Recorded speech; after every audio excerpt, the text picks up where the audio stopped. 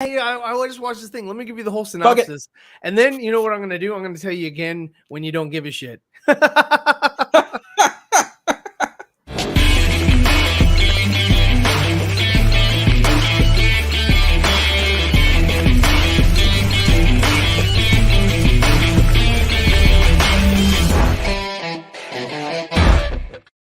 Holy shit, I left the damn graphic up. Oh, well, I don't give a shit. Welcome to the 4Nerds Network, episode 163.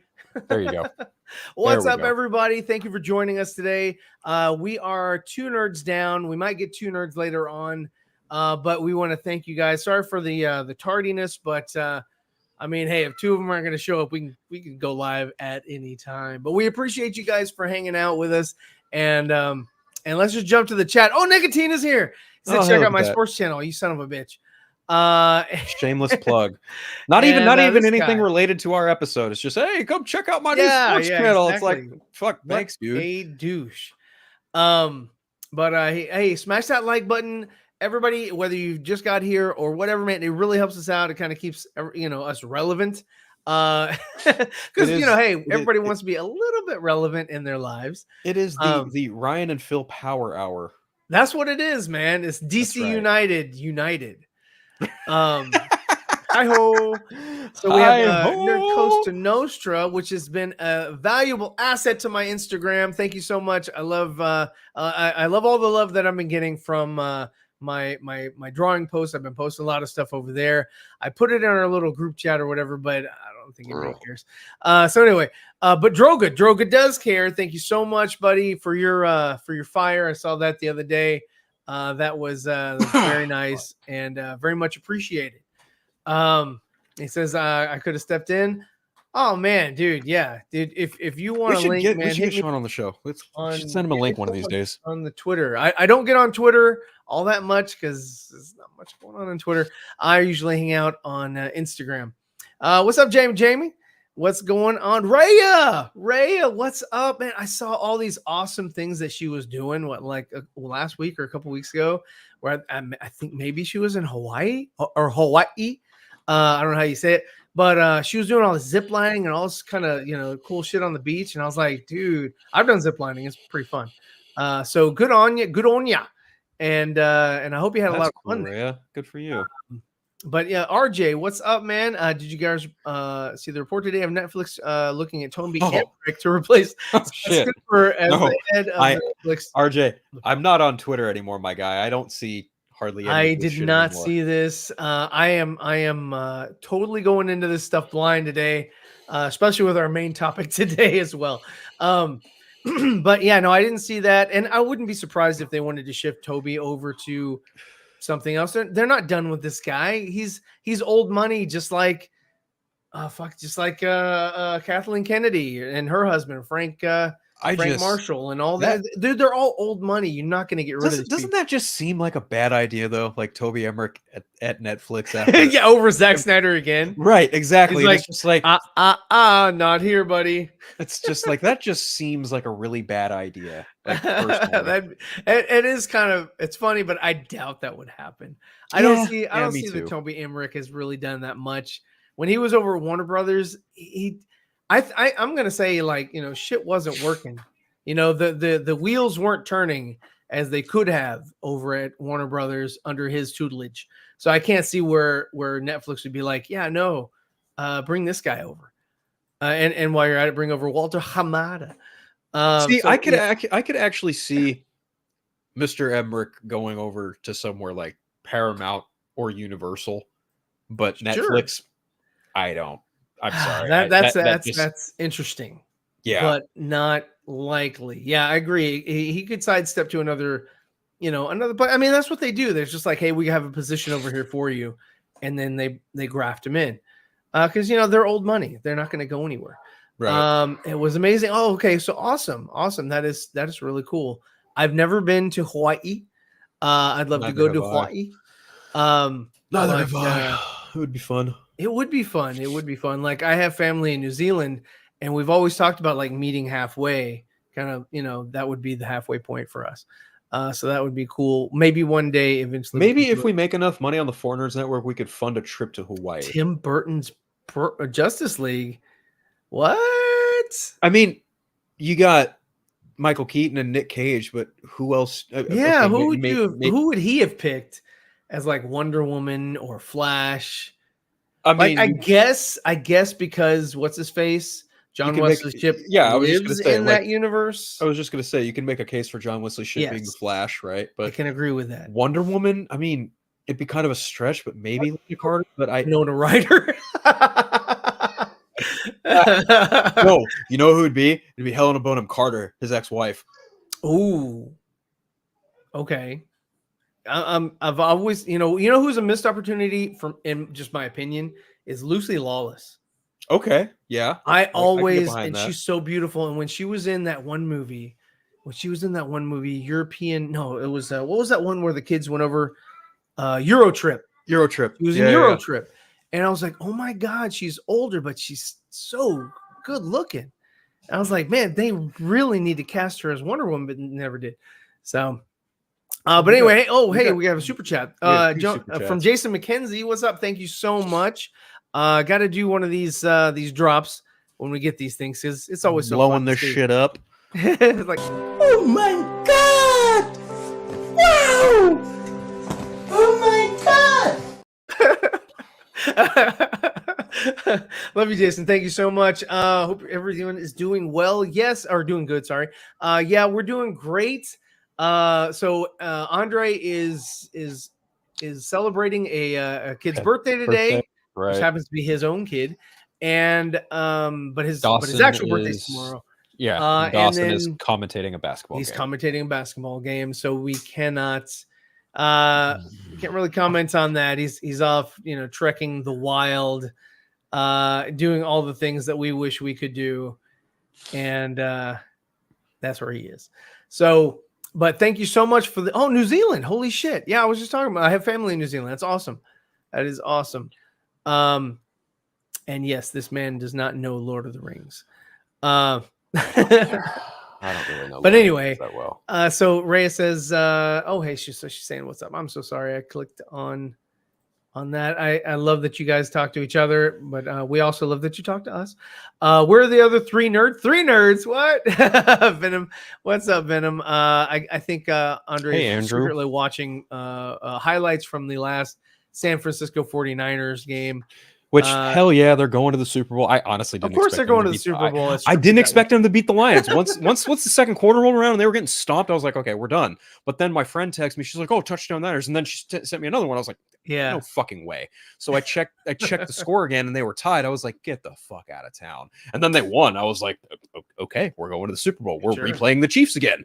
So hopefully it's not a replay of what happened last time the Niners and the Chiefs played in the Super Bowl, where the Niners were kicking their ass most of the way and then they fuck it up in the fourth quarter. So I'm hoping it doesn't happen again. But history has a really ugly way of repeating itself, so I'm hoping it doesn't do it again. So have you seen? Okay, so conspiracy hats on. Have you seen the logo for the Super Bowl and the color hues and all that? So I've seen that a lot on TikTok because I scroll through TikTok because it's funny, and so it seems as though like the colors sort of predict the outcome or the winners or the people that are going against each other in the Super Bowl. So it's does it really matter this time? Because they're both basically the same fucking color. I forget. It's like one's red and one's purple. No, the Chiefs are red and white and the Niners are red and gold, but even still the Niners also have red and white in their logo too. So it really doesn't fucking matter. There you go. Never mind. All right, really, and moving on. Moving on, RJ, Scott Stuber, that reminds me of something else. Scott Stuber, that one. Have you seen that one YouTube video where it's like that guy and he's doing all the sports shit? He's like in volleyball and they keep hitting him in the head, and they're like, Scott Sterling, and he's like, it's so amazing. Like every single person, like they spike the ball and it goes directly to his face. It's fake, but it's funny as shit. But that's what streamers love to bring in those big name studio heads to be high ranking executive. I mean, that's just the nature of the business. They all bounce around after a certain number of years, or someone gets ousted or whatever. Ooh, nice. I would love to see your Tim Burton interpretation of Wonder Woman. I'd be very curious to see what that looks like. Yeah, definitely post that for us because we'd love to see that. Let's see. Andrew says, Thank you for listening. I appreciate yes. that. Yeah, we're doing a DC Extended Universe retrospective. The Man of Steel episode should be dropping in the next few days. So keep an eye out for that. And who does that with you? My buddy Craig. He's my co-host on the Eternal Night.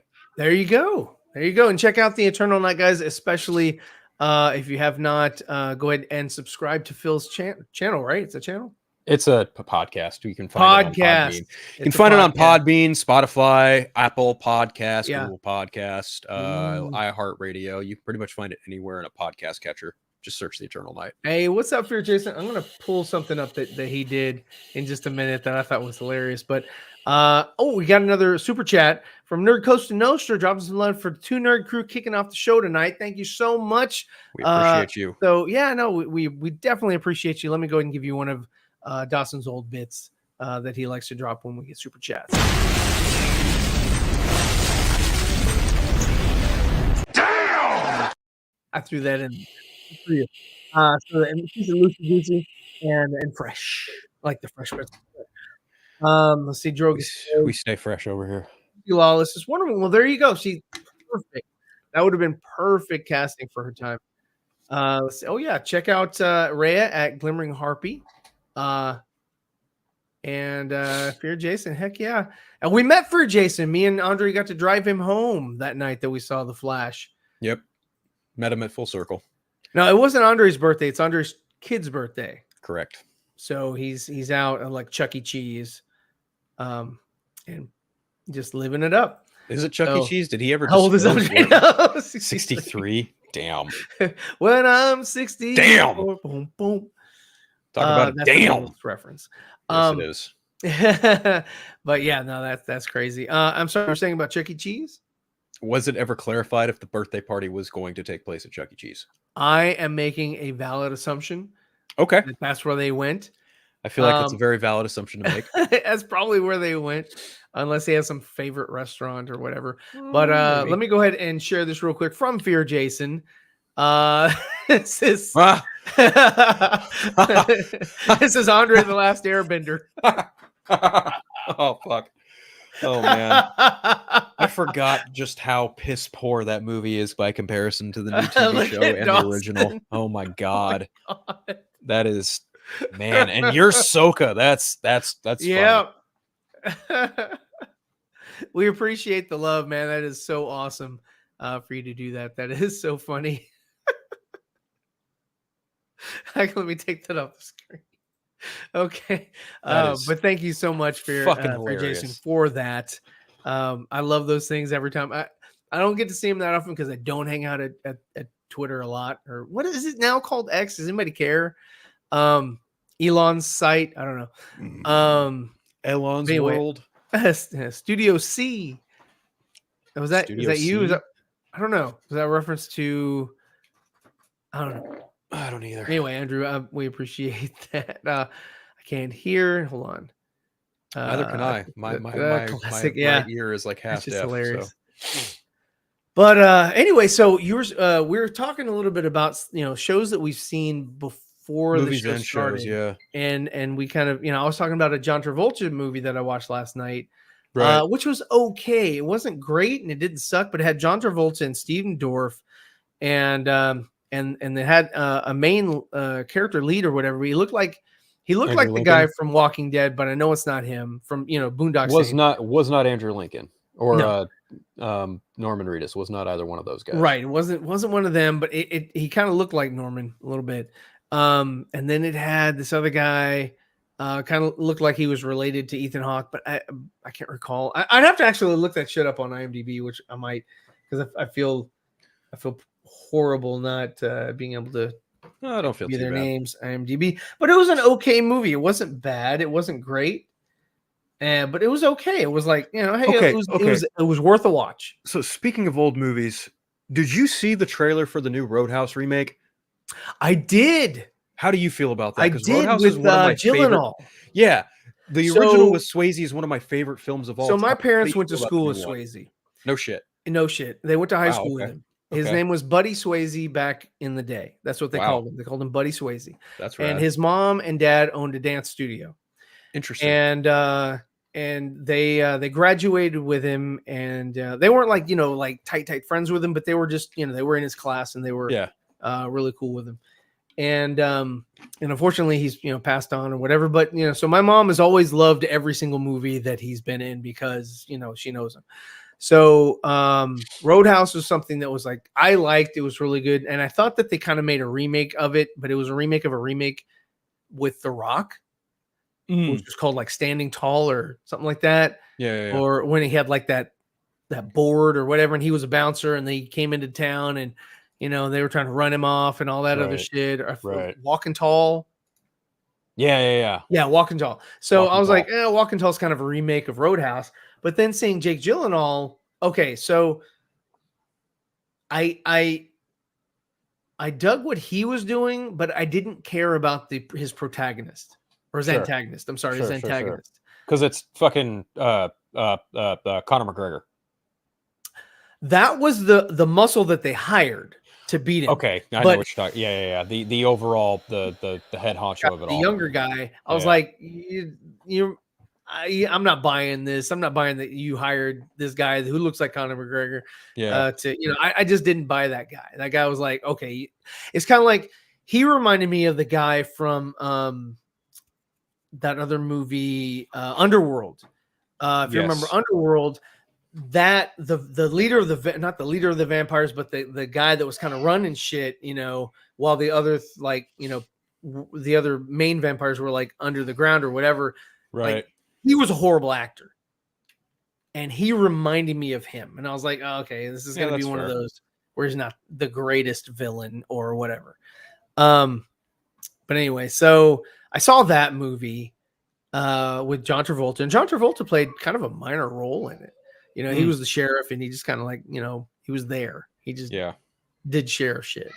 But yeah, going back to what you were asking about the Roadhouse, I think that I'd be interested in watching it because I do like Jake Gyllenhaal. I thought he did a great job with Nightcrawler and with what was that one with Wolverine, Hugh Jackman, and he was looking for the Riddler, but he wasn't the Riddler. It was that Prisoners. guy. Prisoners. Yeah, Prisoners. There you go. I like that movie. I thought he did a good job. I like Jake more than I like his sister. I don't think his sister has the acting chops that he has. There you go. But he's been around since he's a kid. There you go. Hating women again, man. Yeah. He's been in the whose kid was he? He was somebody's kid. Like he was you know what Bruce else he's Willis? good in? He's fucking great in Jarhead. Jarhead he was good in, yeah. Jarhead is fun. Jarhead's a fun movie. But I mean he's been a kid. He's a kid actor. Just like, Elijah Wood and all them, they just kind of grew up in it, and they just kind of, that's what they do. And so, yeah, I mean, he's pretty good, but I'm interested. I'll watch it. Yeah, I'm right there with you. I mean, if you're going to remake Patrick Swayze movies, right? Like, obviously the one that immediately comes to mind for me right now is Red Dawn with Chris Hemsworth and Josh Peck and a couple other people. I wasn't too hot on that one. Wasn't great. Was not great, especially compared to the original movie. Like, it's just not. It just didn't hit the same, right? Mm-hmm. But I think with Roadhouse, I think there's wiggle room there to make something that's honorable towards the original, but it's obviously not going to reach the same extent. But I think when you have a lead like Jake Gyllenhaal and you're kind of giving Dalton a bit more of a backstory where now he's kind of a washed up MMA fighter, I'm like, okay, I can kind of understand where they're going with this. This is understandable. And the supporting cast, okay, you got what's her face from the Suicide Squad as like, the love interest, Danielle Melichor, whatever, like that's fine. But I'm literally going to watch the movie just so I can watch Jake Gyllenhaal beat the piss out of Conor McGregor. That's literally the only I didn't catch him in Southpaw because I know that's like Southpaw's good. First got jacked. Southpaw's a good movie, and everyone's like, "Oh yeah, he should be Batman. He should be Batman." I'm like, no. And when he was Mysterio, I was like, "Okay, cool. That's a pretty good fit. Yeah, it worked. I agree." And I was cool with him in that. But yeah, no, the Rock movie was based on real events. That's interesting. True events. Let's see. Walking Tall based on the life of 10 Sheriff Buford T. Justice, who almost single-handedly cleaned up a small town of crime and corruption, but at a personal cost of his family life and nearly his own. So interesting. That's a pretty good synopsis right there that you gave us. I'm interested in watching it. It was just a different take, but I don't care for the Point Break. Oh, the Point Break remake. Yeah, no, fuck that. Point Break was a good film. And Keanu Reeves and Patrick Swayze did a fantastic job. I agree. In that film. I mean, it's been a long time since I've seen Point Break. Oh, dude, I watched that last year. I could not. I still today have not finished watching the remake of Point Break. There's no point, dude. Sometimes it's just like, why remake? Because you're tapped out of ideas. It sucks. It like there's so many different scenarios and things out there that people haven't even thought of, and there's so many things that have come out that people haven't really like really harnessed and really gotten something really great from it. That there's still fertile ground out there to come up with something that's a little bit more original, or even just like, I'm not going to say unnecessary sequels, but sequels that are made for the sake of being a sequel. Case in point, like I mentioned to you right before we started going live, I watched Face Off. I bought it for $5 on Vudu. It had a really good deal, and I was like, okay, I haven't seen this in forever, so I rewatched Face Off, and my God, just okay. On paper, that movie shouldn't work, but then you watch the movie and you're like, fuck, John Woo knocked the shit out of the park. Yeah, it's a great film. It's a great film. Like when I remember going and seeing that, as a young kid, and I was like, this is gonna be stupid. But I was pleasantly surprised by it, because it really, I bought it. I was like, oh wow, they changed faces, and these actors are so good that they can, like, you take Nicolas Cage, and Nicolas Cage always knows how to act one way as Nicolas Cage, but to see him act as a different person, I was like, yo, that's where I gained some respect for that guy. To see him be the villain of the story, and just kind of step out of that box that he's always put in, it's actually pretty refreshing, because there are not too many Nicolas Cage characters that play like Castor Troy. And fuck, dude, Castor Troy is just an excellent villain through and through, no matter what, right? And then you get John Travolta, typically more often than not. He's usually kind of a solid, decent guy in most movies. I mean, obviously, he was Howard Saint, the Punisher, and that was kind of a turn.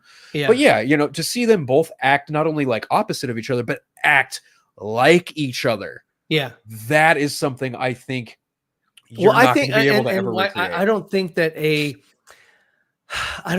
sequel is warranted. I don't know how you do a sequel, especially the only way that they could do a sequel is not to have themselves do it again. Yeah, it would be about the children. It'd be about their children or whatever, and specifically the adopted kid that Travolta adopts, that is Castor Troy's son. Like, it would have to be about Adam. But apparently, I think in this kind of film, a sequel isn't warranted, but a remake would be interesting. Sure, I can especially with the technology that you can do today. Where you have that like what were the face swap technology, to where you don't even have to pretend to act like the other person. You just act, and the other person's face is on you. Yeah, and so that'd be a very interesting sort of.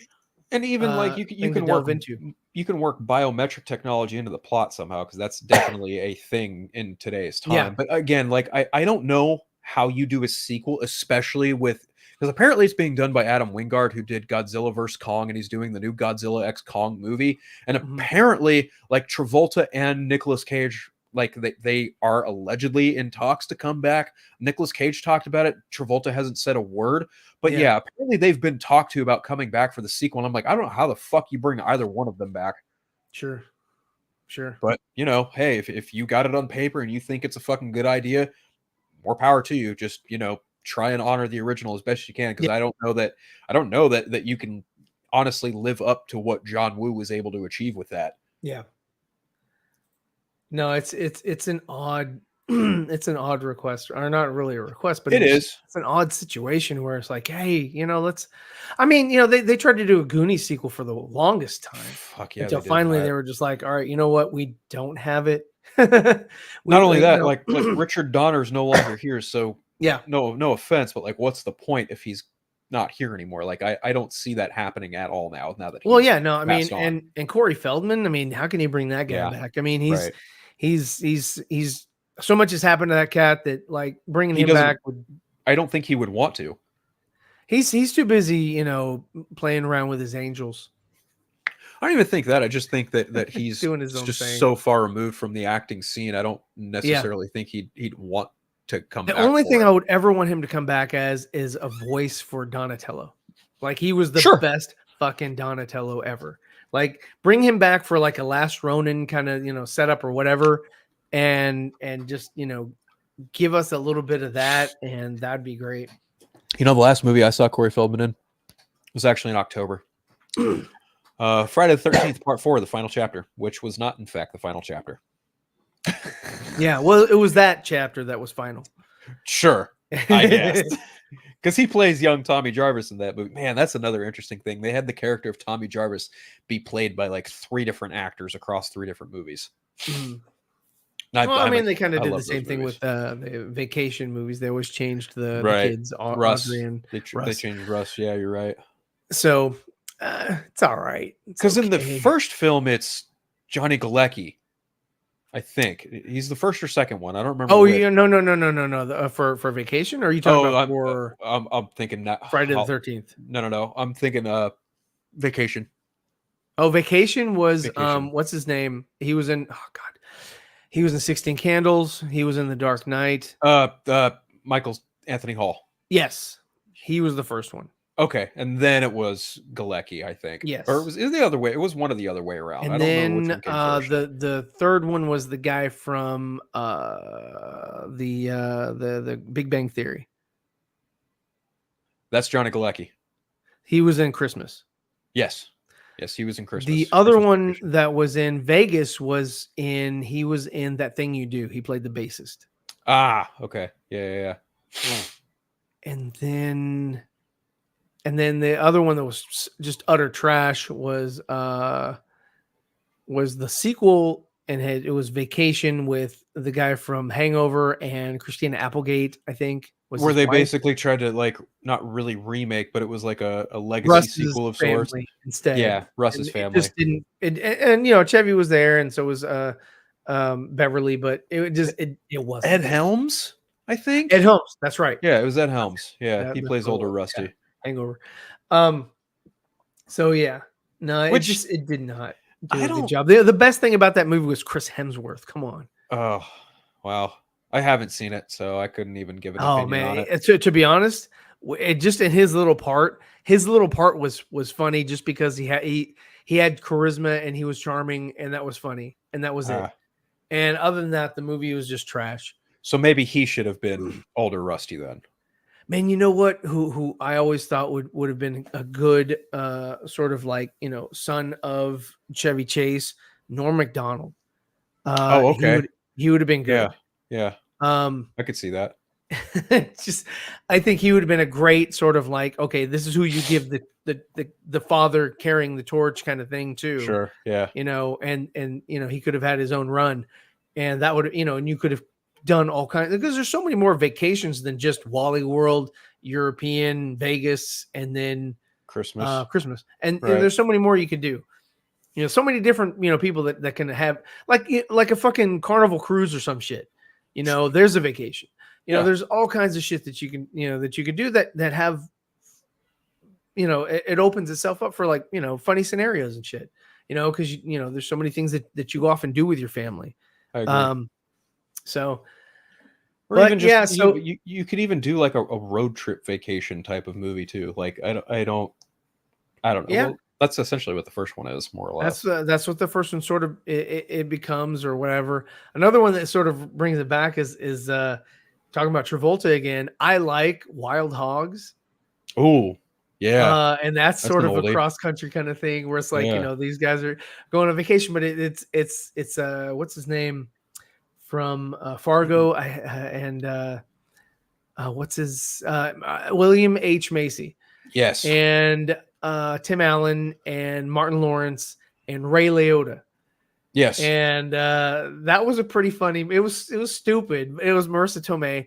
It was really dumb, but I love Travolta in that film. I think he's hilarious. You know, there's nothing bad with dumb fun if it's done right, you know? Yeah.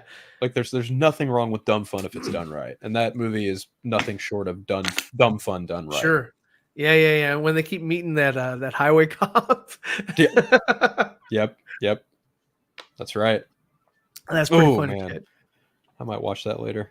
I also watched, kind of going back to Swayze. I like just last night, I actually rewatched Coppola's take on the Well, not even take, Coppola's Outsiders. Oh yeah, that has Tom Cruise. Emilio has, Estevez. What's his name? Karate Kid. Ralph Macchio. There we go. Ralph Macchio. Emilio Estevez. C. Thomas Howell as Pony Boy, and fucking Rob Lowe as Soda Pop, dude. Mm-hmm. My God, that cast is just too stacked. Fucking Diane Lane as Cherry Valance. Oh my yeah, God. I was like, wow, she's young. Man, young Diane Lane. Mm-hmm. Oh, yeah. But yeah, like that to me is like top tier Coppola. Like, don't get me wrong, like you got The Godfather, you got whatever else he's done. But man, Outsiders is literally and should be the template for how you adapt a fucking book to a movie. Yeah. But man, so many people are like, no, we're gonna take these liberties and we're gonna change this and that. I'm just like, looking at Coppola and what he did with The Outsider, I'm just like, fuck, that was it. That and fucking Matt Dillon. Yeah. Dallas Winston, spot on casting. He was the worst friend you could ever have. Getting him in all kinds of shit. But yeah, no, I mean that was a great cast. It was like it was a great cast before they even knew that they were great. You know? Oh yeah. It's kind of weird. It's kind of weird that like, you know, you can cast that many like really good actors, and it's kind of like, you know, Young Guns or some shit. Like, whoa, yeah. That's like, you know, it's the same. It's a lot of the same people, but hey, what's up, Anthony? How's it going, trash man? How's it hanging? Yeah, that's trash. All right. He's to say a little to the left, a little to the right. How's it hanging, buddy? But The Outsiders, the vibe of The Outsiders reminds me of the remake with Al Pacino as what's that? That one they were talking about remaking it again, not Carlito's Way, but what was that one? Scarface. Yeah, very similar tone. You know, the younger, like the his younger brother, or I think so. He felt like he was an outsider. It was from that sort of group. I don't know how you remake Scarface. That to me is just, it's already a remake.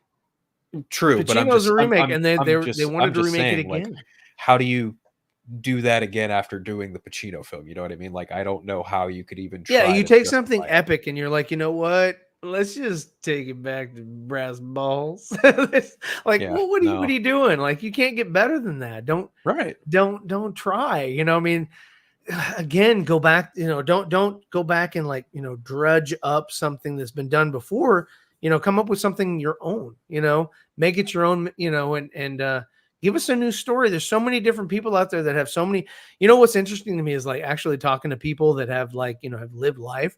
Yeah. And they have great and interesting stories, scenarios, and things that they can talk about that you never see in a movie. You know, and it's fascinating and interesting and all that. And people just like, let's just keep making the same shit because we know it works. You know, I feel like if I were to make my own movie, but it was lightweight inspired by a movie that had come before it, not necessarily in a remake kind of sense, but like in an inspired by kind of sense, I would do a movie like The Outsiders, but I would set it in the 80s and make it about metalheads. There you go. And have it be like a conflict between like, you know, these heavy metal, long-haired metalheads versus these like really, you know, preppy fucking, you know, socialite kids who were into like more classical music and, you know, rich. It would essentially be like a rich versus poor type of scenario like The Outsiders was, but I would definitely have it be like heavy metal inspired. Well, like nowadays you can't really, like, you have to, like you said, you have to make it a period piece because lines have been blurred. Like Revenge of the Nerds is one. That's another one. We've talked about this, and you can't make it nowadays because the standard for nerd has been blurred by just so many different, you know, tropes and and scenarios and things like that. So I mean, you know, it's you have to, if you wanted to do one, you'd have to like, okay, we're gonna have to set this back in the 80s. I'm sorry, guys, we're gonna have to go back to fraternities, you know, being, you know, a certain way, and like, you know, they would only, you know, kind of, you know, bring in like people and all that. And, you know, it's the funny stuff is like, you know, back then it's an us versus them kind of scenario, but it's like, you know, you knew it and you didn't worry about it. But nowadays you can't do an us versus them because it's just so blended, you know, as far as like, you know, the different types of people that are into different things or you know, associated with, or have multiple interests or whatever. And nobody, you know, I don't know. It's a different, you know, sort of environment now than it was then. 100%. And yeah, I mean, like, if you wanted to do Bomb City, I'll have to check that out. I haven't seen that. What's that? Apparently it's very similar to what I just described. So that's cool. Okay, I've never seen that. I feel like if you were going to like remake or try and redo Revenge of the Nerds, I wouldn't necessarily take it from a fraternity sense. I would actually take it from a more way modern perspective. Like you would have maybe a collective main characters, like one's a YouTuber, one works at GameStop, you know, one's kind of an outsider and works somewhere fucking, you know, on at a computer stand or like a computer shop. Like you basically have to collectively make them all different kinds of nerds, and then they have to collectively battle people who are not of that same deal. Like you'd have them go up against a group of friends where like one's a tattoo artist, one's a guy who works in construction. You basically kind of have to turn it into like an alpha male versus beta male type of bullshit. And even then I'm just kind of like, that whole idea to me is just like, it's just dipping the toe too far into the modern. It's hard to sort of do and have digested in our sort of in our society, I guess you could say. But I mean, you know, it's funny that like, you know, we're talking about stuff like that, but and you know, these things are you know, they're fiction. True. And you know, but there's so many people that like get offended by different types of fiction. I'm like, wait a minute, this is all make believe shit. You know, like can't we? You know, and that's why like I watch a lot of comedians, and dude, I kid you not, I don't laugh. I don't laugh because it's so bland. Nothing, and like I have to watch like old like Richard Pryor or you know something like way back when they didn't give a shit. George Carlin. Because George Carlin, no, definitely great. And you know, or Eddie, you know, early Eddie Murphy. And you know, back when it's sort of unfiltered because you know what the comedians do, no pun intended. what they should do is just sort of bring your attention to things that you would normally think about. And then bring, you know, make light of it or whatever, and just like really be, you know, raw and hardcore with like, you know, just sort of like underlying, like, you know what the worst irony is about comedians nowadays is like comedians nowadays, they only find humor in like clowning on other comedians. And it's like, that's not the point. Like we're supposed to all be laughing at the same dumb shit, but we're not supposed to be laughing at each other's dumb shit. Like come on, we're not all Carlos Mencia here. Fucking figure some funny shit out and don't be afraid to offend people.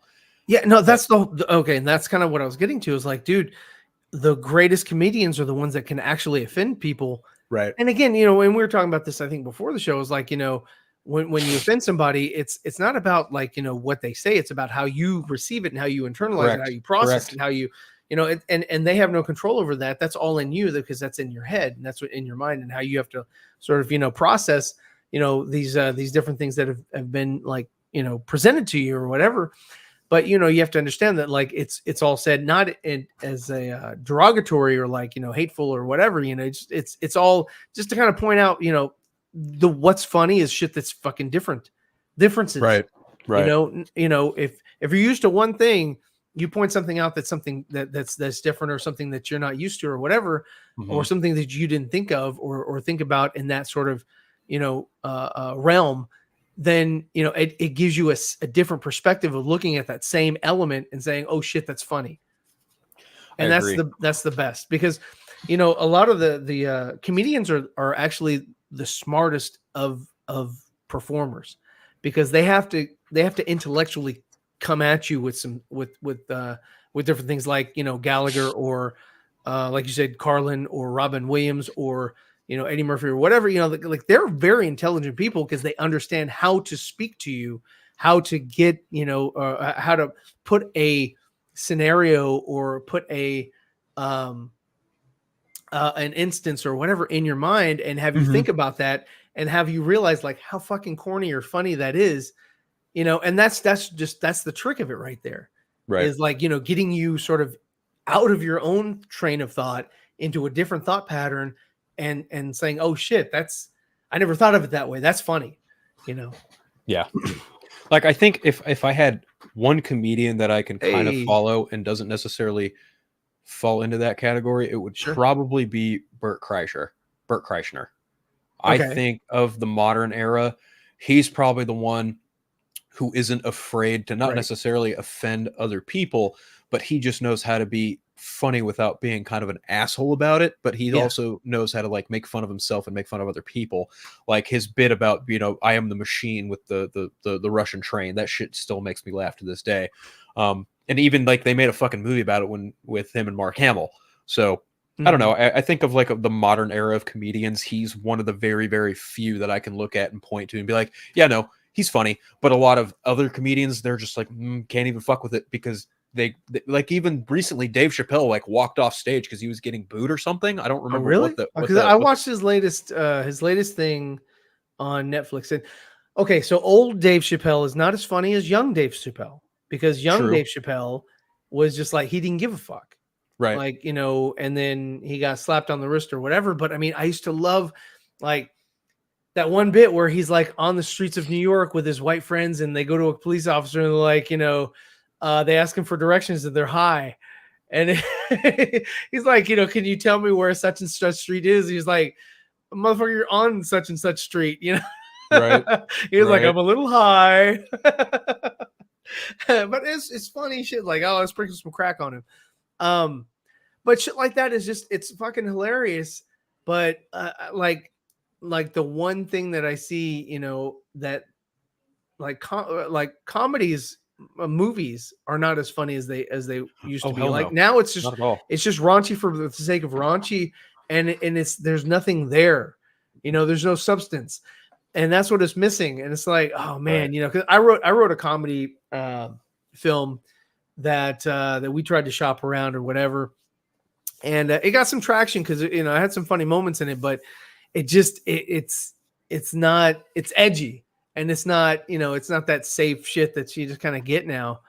Bill Burr, yeah, he can be funny. He can be funny. I agree. Sometimes he can be annoying, but he can be funny. Don't disagree. I do not disagree with that. I think he gets a little too over the top in certain cases. But yeah, on the whole, I can agree with that. Even that young guy that's going around now, like I get it. It's kind of funny, but it's not. I forget his name. He's got a lot of specials on now. Couldn't tell you. And he's always talking to like older women or whatever in the crowd, and because I guess he's a good looking guy. I can't remember his name. I know Andre knows him, or knows who I'm talking about, because we talked about that before. But it's like, these guys, they're just sort of vanilla. They're not really like hardcore funny as shit. Yes, that's the guy, Matt Rife. Yeah, he's kind of hot and cold. It's like some of the stuff like. It's like back in the day, like I used to watch the specials of like Dane Cook, like when he was live. That shit was funny back then, and and there's just like, you can't. I don't know, man. There's so many funny guys out there, and there are some funny women. I will give them that. There are some funny women, but I can't relate to a lot of the stuff that the current head of SNL said something to the effect of like, oh yeah, Tina Fey could absolutely take the reins from me soon, which wouldn't at all shock me. I think if there's anyone to like take the reins. Well, Tina Fey's funny. Yeah. And also, I agree. What's her name? Oh my God. She was in Despicable Me. She was in the horrible Ghostbusters movie. Kristen Wiig. She's funny. Yes. Kristen Wiig. Yes. She's funny. Wiig. Yeah. And her who else? And what's her name's kind of hot and cold. What's her name? Melissa McCarthy. She's kind of hot and cold. She's not the greatest. She's kind of like that. Like, I want to say, like, she's kind of got that shock jock kind of thing going.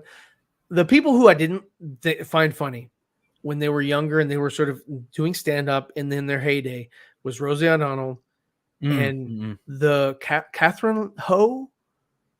Is that her name? Catherine Ho. She was Miss Swan. On MTV or not MTV, Mad TV. Mad TV. Oh God, is that her name? It might be, but I could be totally wrong about that. I honestly don't remember. You could be right, but you could be totally wrong, because I would totally misremember and just come up with an alternate reality. But she wasn't that funny. But it's mainly because like I don't think girls go as hardcore as guys do. You know, guys don't give a shit, and girls sort of like, you know, their humor is sort of catered to their experiences, which, right? You know, it's cool, it's good for them. I think that like male comics sort of don't, they have an advantage, over female comics because they can say things that are not gender specific, or they're not speaking directly to men. They're just speaking of just like Sinbad. Sinbad said something the other day. He was like, the difference between, you and your bros, you know, y'all missing a turn versus you and your wife missing a turn. Like your bro, you know, you're in the car, you're like, yo, you missed a turn. You're like, what? Oh shit. And then there's like, they turn around.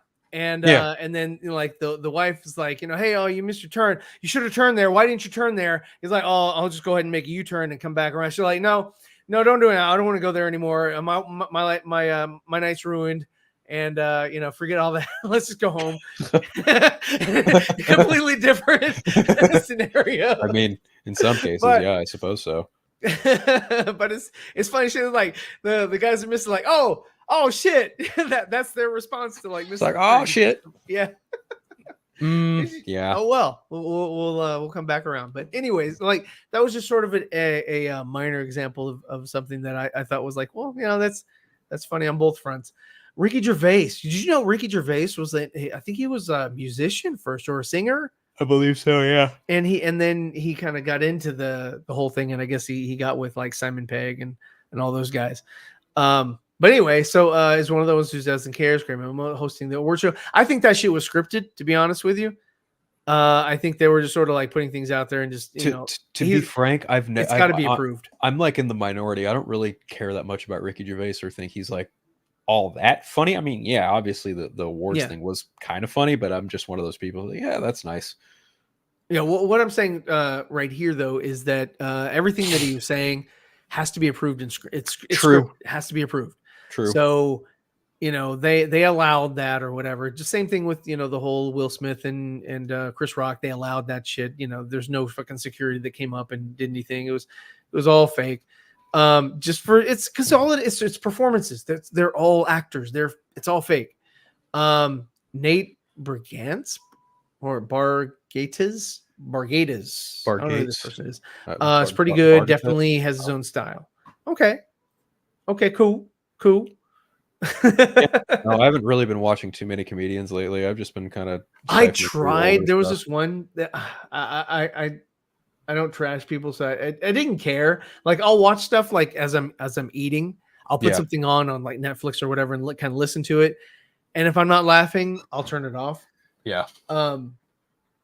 But yeah, there's just so many that I find myself not laughing. Oh, but without further ado, we have a special guest, a third nerd for us, and it is Brad the Scargiver Curran. How you doing?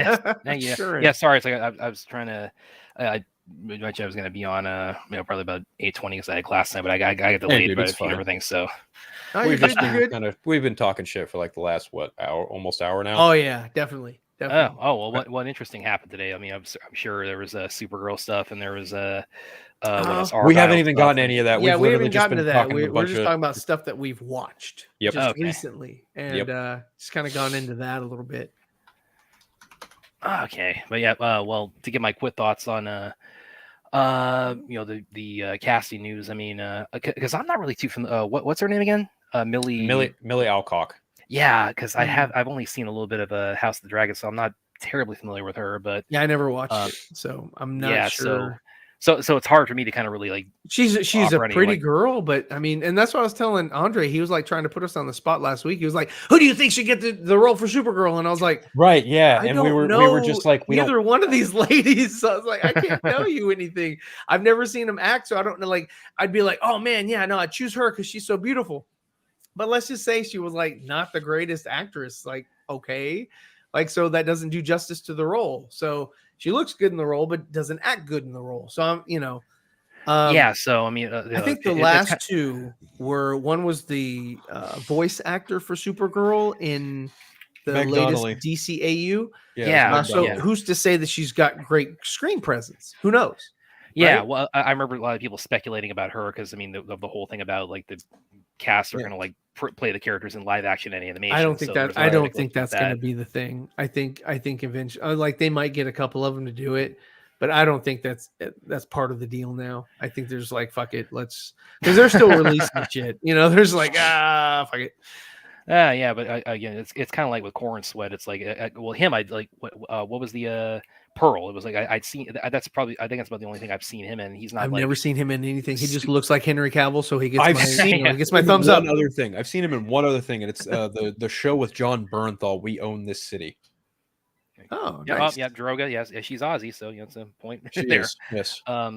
So yeah, I mean, I can't offer like too much in-depth commentary on that. Just to say, I wish them well, and sure. Yeah, I mean, just go for it. I mean, just I'm not the type to really get like too bent out of shape either way when it comes to casting. I mean, the scarring WB has left on DC fans notwithstanding, I'm not the type to usually get too bent out of shape about casting news as it relates to like fan casting or things like that, because I've always been like, I mean, this is every actor's job description. It's playing somebody you're not. So right. So I tend to kind of say, okay,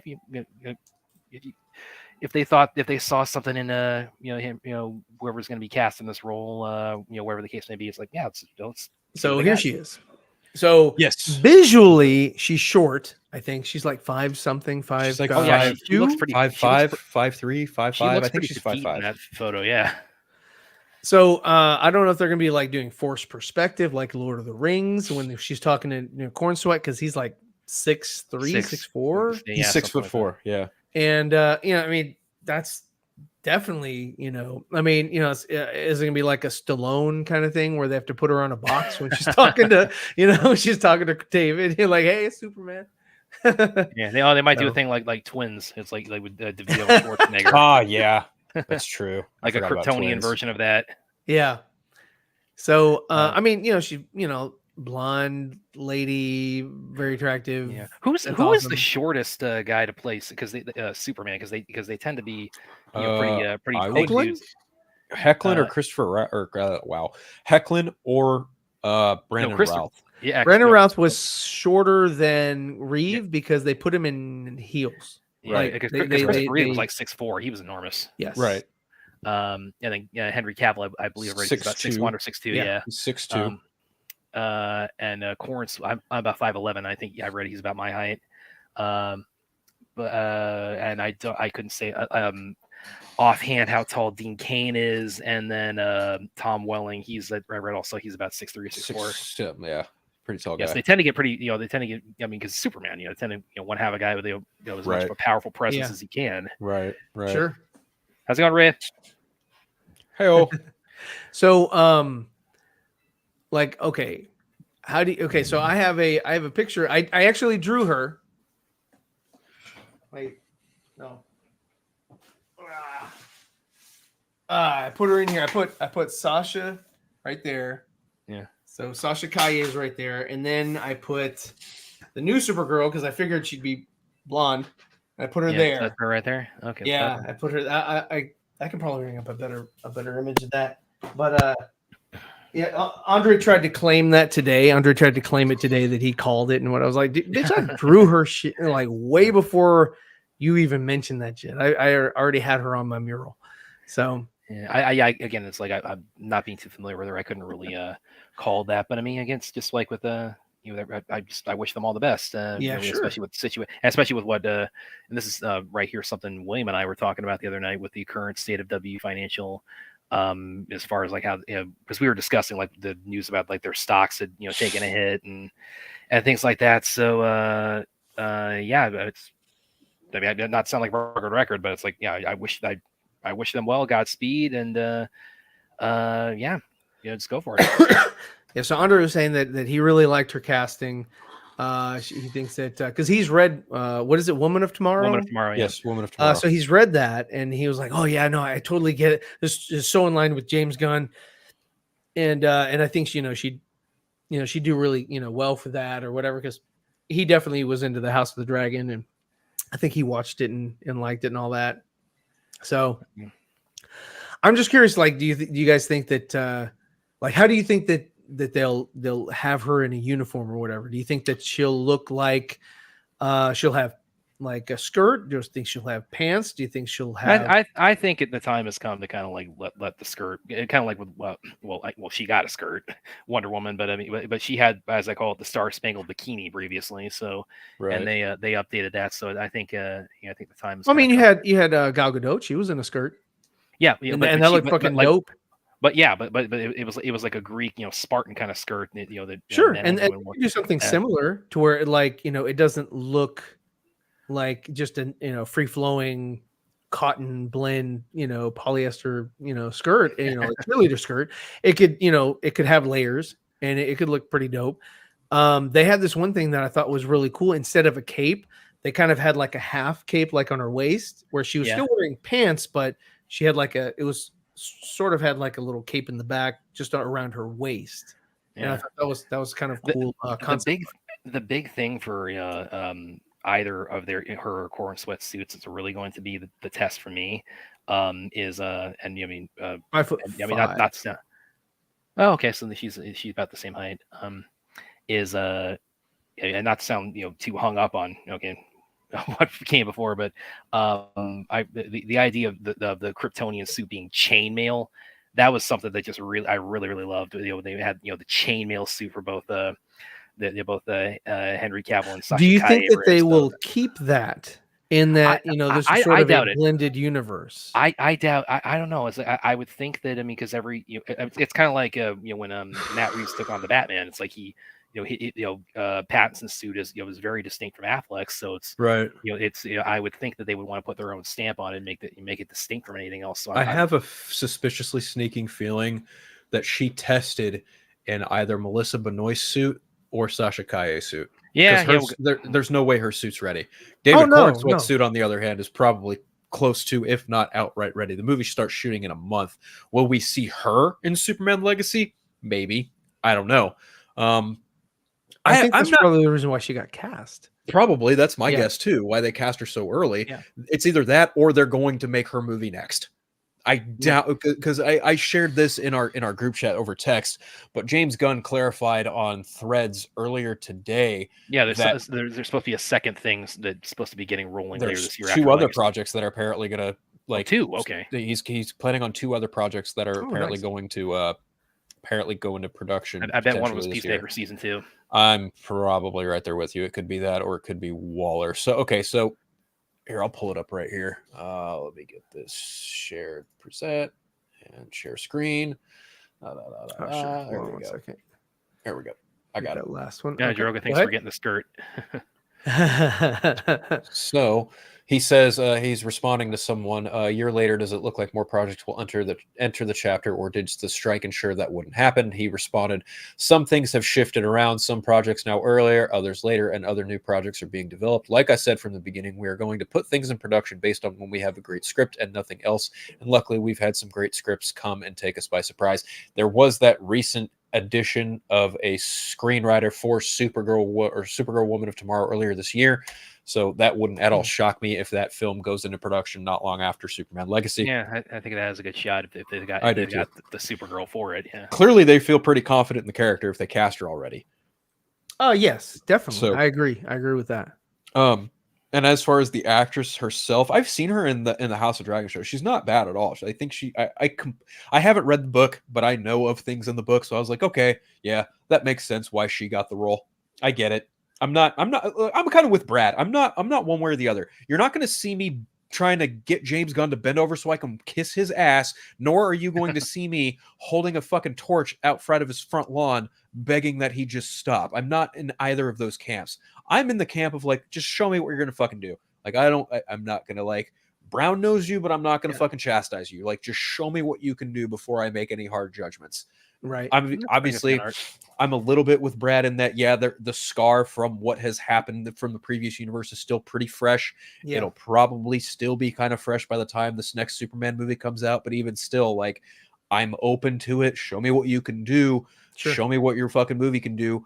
But at the same time, like, I have my standards, I have my bar. Like, Man of Steel for me is like the top tier Superman movie, and I don't know that it will ever be met ever again.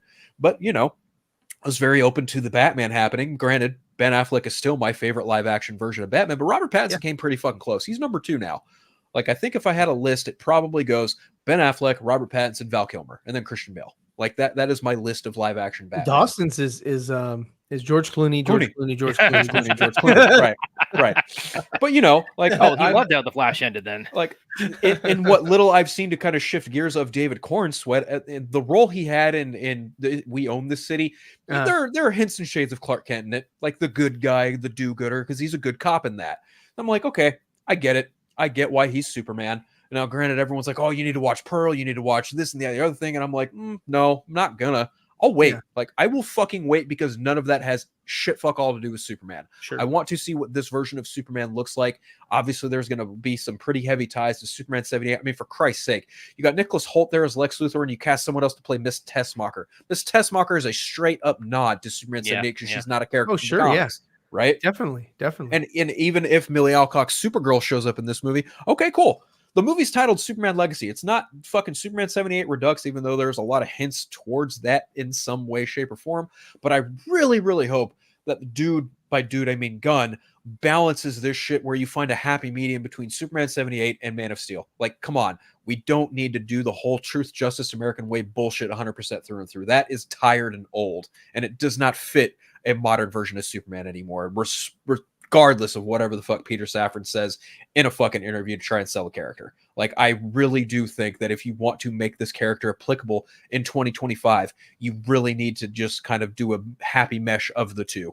But that's just me personally. No, I agree.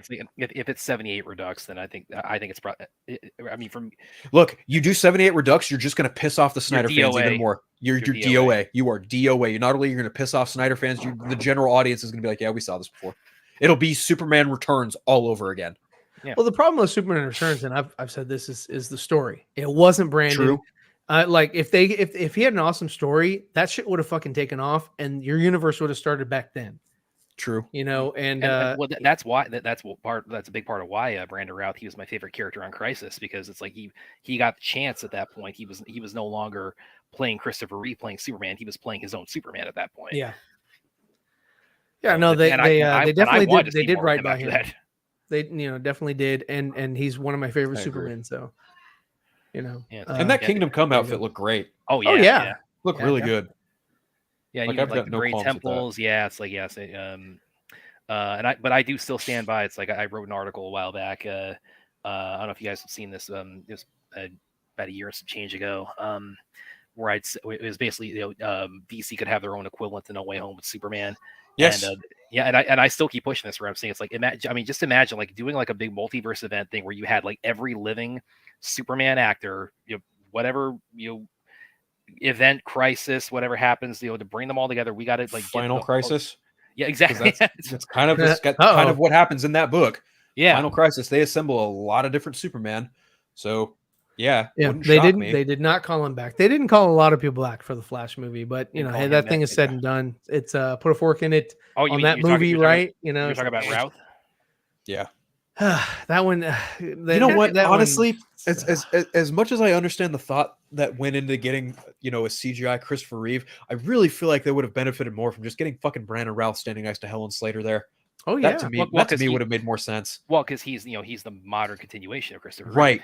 Exactly. Mm-hmm. So, well, I mean, and also they didn't really have to fucking showcase Batman and Superman. They could have showcased fucking different versions of the Flash. They could have showed fucking John Wesley Shipp movie. Like, why the fuck wasn't John Wesley Shipp in that? That doesn't make why any wasn't he sense in that? to me. Why wasn't the other guy that played fucking Jay Garrick, but turned out to be Zoom, Hunter Zolomon? Why wasn't he in that shit? I remember Scott of the McClellan of a DC Squadcast. I remember Grant Gustin. He was talking about at one point. Now I fell for this too, or the Jay Garrick cameo in the Flash movie. I initially thought that was that. No, he doesn't he? I thought he looked a little. He does kind of look like he was the editor. Yeah, but it was it was just the editor. But he does look a lot like Teddy Sears. Yeah. So, but as far as and this is some this is pretty good fan art here actually. But yeah, that's pretty much where I stand on it's really kind of stand on the casting of this whole universe in perpetuity until we actually see some, any tangible stuff from it. Is like, okay, you landed a dream role. Godspeed. Get out of here. Yeah. We got a troll in the chat. Sorry, guys. Why wasn't Shaq as John Henry Irons in that movie? They look, I'm sorry. Shaq sucks as John Henry Irons, but I want a John Henry Irons. Well, no, I need Steel. Well, have you been following Superman and Lois?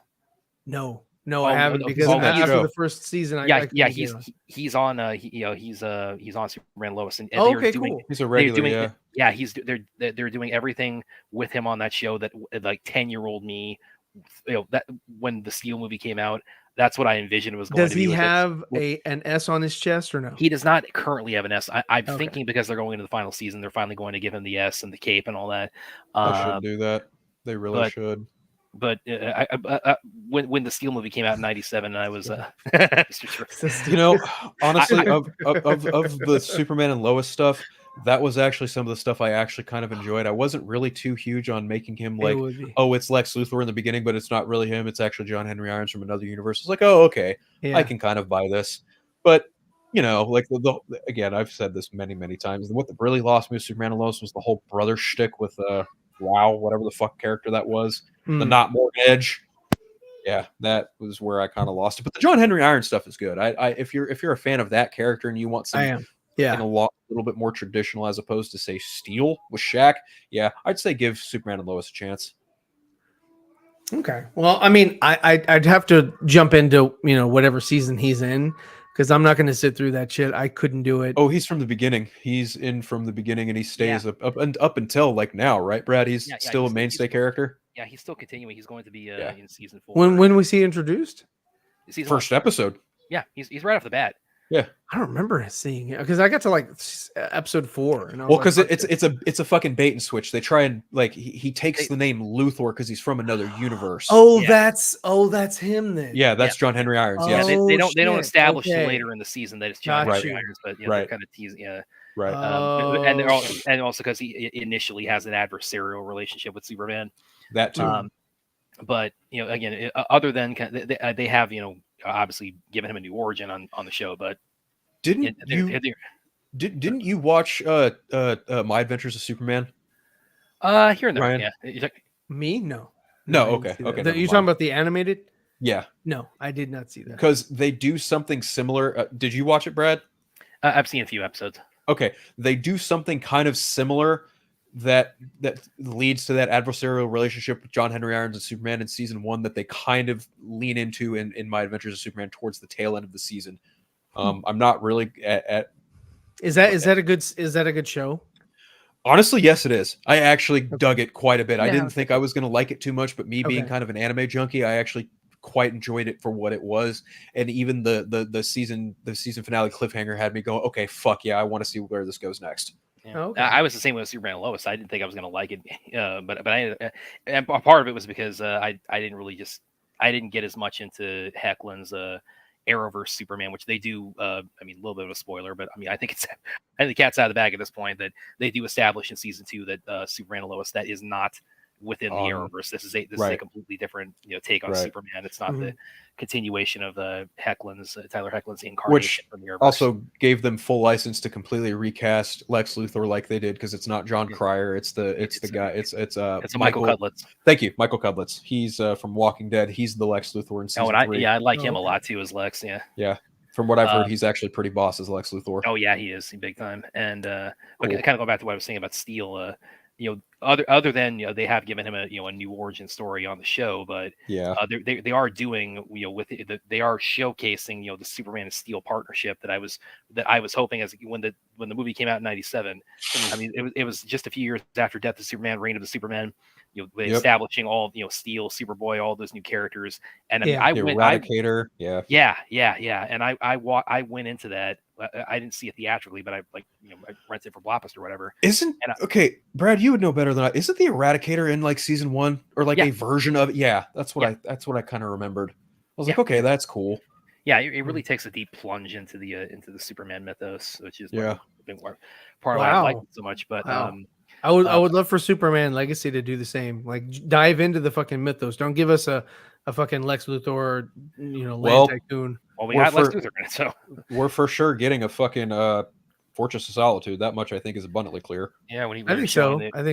That'd be cool. Location scouts in Finland or wherever. I would love to see fucking like those robots and shit that are in the damn. Yes. I would love to see them. Like, well, cool. no, this is non-negotiable. He has to fight a giant spider in the third act. Oh, and by the way, Jerry Bruckheimer's coming back. By the way, it's like anybody because I point John this out Peters. constantly. John Peters, you're right. Yeah, he made the stipulation that Kevin Smith's like, okay, no cape, no flying. He has to fight the spider. It's like, yeah, he's like, okay, screw off. I'm going to put it in Will Smith's movie. Then in an interview, like some years later, John Peters totally tried to walk that back. Oh, I never gave that stipulation. It's like, oh, bullshit. Come on now. It showed up in the other fucking movie. Right. Yeah, the Flash cameo, but also, okay, go back, watch the No, not the Flash movie. Wild Wild West. Wild Wild West. Oh yeah, the giant spider. Yeah. Yes. Yeah. But also go and watch Man of Steel. When he goes to battle the World Engine, and notice the World Engine kind of looks a little bit arachnid like. No shit. I'm just saying. And also, the World Engine also has a Brainiac logo. It has at the very bottom Brainiac, of it. logo on it. Yeah, or lights, I guess. But and I don't think Gunn's going to be doing anything with John Henry Irons, at least not immediately. But man, they have done again the partnership they've showcased again. It's what I thought going into the Steel movie. I thought that we were going to get the cameo of Superman rescuing John Henry Irons and saying, okay, do live a life that's worth that you can inspire people with. And I thought, okay, that's what this is going to be. He's going to be saved by Superman. He's going to be inspired to become a hero out of that. He's going to build the whole suit with the cape and the hammer and the S on it. And what we got was that clunky, 500-pound, guy on the motorcycle. Right. Steel's. Anybody who tells you like Batman and Robin is the worst DC movie ever, we hear that from Dawson. You would at least need to watch Steel first. Steel is just Steel and Catwoman are like neck and neck. Yeah. I was just gonna say Catwoman. And I could almost see those Batman and Robin, Steel and I could almost see those three like. And we brought this up with Dawson last week, but Mystery Men. That's an awesome fucking movie. Yeah. That's funny as shit. Well, it came like at least 10 years too early. Yes. Yeah. Because I don't think it gets the appreciation that it should, because it goes through all those tropes, and Andre brought it up earlier. He'd love to see Captain Amazing make an amazing cameo. That would be amazing because I love Captain Amazing. Well, I love that his suit has all like the endorsement tags. He has that character always reminded me of Booster Gold. Yeah, exactly. Well, I think that's the template is the personality of Mr. Gold, and that's exactly the type of character that, like, I think fucking Ryan Reynolds was miscast. He should have been fucking either Wally West or Booster Gold. I think he would have done great as either one of those characters. I think his personality fits those better. Yeah, I think he would have made a great Wally West. Yeah, I think he's got that sharp mouth, and that's not who Hal was. Hal's a little bit more of a just like straightforward. Hal Jordan's a dick. Hal Jordan's fucking Maverick. Hal Jordan is yes. Hal Jordan is also Maverick. You're right, but Hal Jordan's kind of a dick. Yeah, Hal Jordan doesn't really give too much of a fuck about anyone except. Like Maverick. I mean, that's why. I mean, where do you think those rumors about Tom Cruise have been floating around for years? Yeah, well, exactly, and he would have been a great addition to all that. Yes, he's short. They would have had to put him on a fucking box. I don't think he's as self-conscious about that whole height thing as Vin Diesel is. Well, him and fucking Sylvester Stallone, they're both short. Actually, I mean, no. Okay, so Sylvester's my height. I don't consider myself short, but compared to like people who are in their 6 foot whatever, yeah, I'm short. Yeah. I don't know. We got anything else to say about the Supergirl news though? Supergirl, I'm interested, and I guess we can only wait to see if they're gonna come up with Reign of the Superwomen. Yeah, imagine they got like her and Sasha Kaye and Helen Slater and Lauren Vandervoort and Melissa. Oh yeah, Lauren Vandervoort. Yeah. I really enjoyed her on Smallville. I keep forgetting that she was the Smallville Supergirl. The small girl. No, I really enjoyed her because she. And what was that other girl from Supergirl? The CW. Melissa Benoist. Yeah. But I remember there was one time when she and Clark on Small when they first meet. He's trying to kind of take her through show her the ropes of their powers. So he's training her in heat vision. So he says, okay, now watch, and he uses, showing her heat vision, like don't just blow things up with it, like actually do some accuracy. And he burns a smiley face onto this watermelon, and he says, okay, now you try it. She goes for it. She just completely explodes the watermelon. Yeah. So I did really enjoy their chemistry on Smallville. So that could be that could be part of what the whole thing I'd said about the whole Superman No Way Home idea is like, oh, you had the Supergirls in there too. You had like a big Kryptonian multiverse event, and then you can splinter off and do all kinds of things out of that, and everybody's happy. So if Superman and potentially Supergirl are in Superman Legacy at that point, do you go full hog and do a version of Superboy? It depends on which Superboy you're talking about, right? Because I'm a huge fan of Connor. That's what I'm saying. If you have Lex Luthor there, I could easily see them. Like, I would, dude. I'm sorry if they were to go as far as like we've been talking about doing the Reign of Superman. I need to see that shit. I need to see that shit in live action. Here it is, fucking. What's one thing that Lex Luthor hasn't done in a live action Superman film? Make a fucking clone of Superman that has half his DNA, right? Well, he hasn't worn the. Well, I mean, the first clone he made was Bizarro. True. True. And that would be a great precursor to like, okay, we've refined it now. Yep. And because I'd love to see Bizarro. I think that would be a fun film to watch. Yeah. Well, he also hasn't worn the mech suit yet either. That's true too. Yeah, you're right. I actually remember people theorizing like from the scout ship scene when ZSGL when Superman goes to get the suit, seeing like one of the space suits. They said, oh, that's Lex is going to take that and like modify that to be his power suit, his mech suit. Yeah, I would love that. That would be awesome. You drew that for Project Justice League? I did. Yeah, you did. Which I think was a great addition to that story. Yeah, I agree. Personally. Yeah, I brought that up because I was like, yeah, that would be because the way I would have done BVS would not have been Doomsday. I would have done Zod brought him back as a zombie, and that's what makes him disoriented and a Bizarro. And then I would have had Lex Luthor in Zod's suit that he modified, and then that's how you get that dynamic. And then so I would have had Bizarro fight Superman, and then Zod Bizarro fight Superman, and then I would have had Lex Luthor fight Batman. By the way, that's another thing you get on Superman Lois is Bizarro. He was Bizarro. Yeah. He's a major character on season 2, and he is the Lex spoiler again. Lex on Superman. This is definitely a nod to BVS, but a modified version of it. It's like he create Lex. Bizarro, dies in a season 2, and then Lex revives his body, and he creates Doomsday out of Bizarro. And that's the cliffhanger of season 3 ends on. Yep. So and it was cool because it's like season 2 when Bizarro showed up in season 2, he was in the containment suit. So it's like all the teasing of all the TV spots, everything people thought, okay, they're setting up Doomsday, and then it turned out it was Bizarro, and then now it's like, oh no, we really were setting up Doomsday the whole time. Yeah, I remember that. So yeah, that's definitely that Superman and Lois, like it made going in during the previous WB's regime handling of DC, a bit more tolerable for me because I had some good Superman content going on. Oh, there you go. Because I mean, what turned me off was the kids, like the boys. Sure. The emo boy, freaking Kylo Ren was like, I'm done with you. I don't really care. And then the other one like left the series. Yeah, it's not fully clear why, but apparently there were some personal issues he was going through, so he stepped away. And it's if you gotta do what you gotta do. So sure, definitely, man. Your family first. And by the way, as far as like the DCU introducing Superboy alongside Superman and Supergirl, it's like I think that they may also when and how of them doing that might be predicated on whether or not Jordan can become Superboy, like properly Superboy in season 4, because they have very much been setting up, leading towards that. He's the son who's been developing his Kryptonian powers. Superman's been training him, and so it's it seems to me like, especially with this being the final season, it's very likely they're going to close it out with him properly becoming Superboy. Oh, okay. Oh, that's cool. Again, it's not Con-El, but it's it's a version of Superboy. Yeah. So, but yeah, Con-El. I mean, they had him on Smallville. So, I liked his version on Smallville. I liked the Reign of the Superman cartoon that he was in. Voiced by Cameron Monaghan, I believe. Listen, if you're gonna do it in live action, you got to go a lot. You got to give him that leather jacket. You got to give him the piercing. Yeah, definitely. Yep. Yeah, definitely. The haircut. You got to give them unique looks. You got to do the Metropolis Kid version, pretty much. Yeah. You got to do that. Definitely. And then you've got to make Steel look like I drew over here, like fucking Iron Man.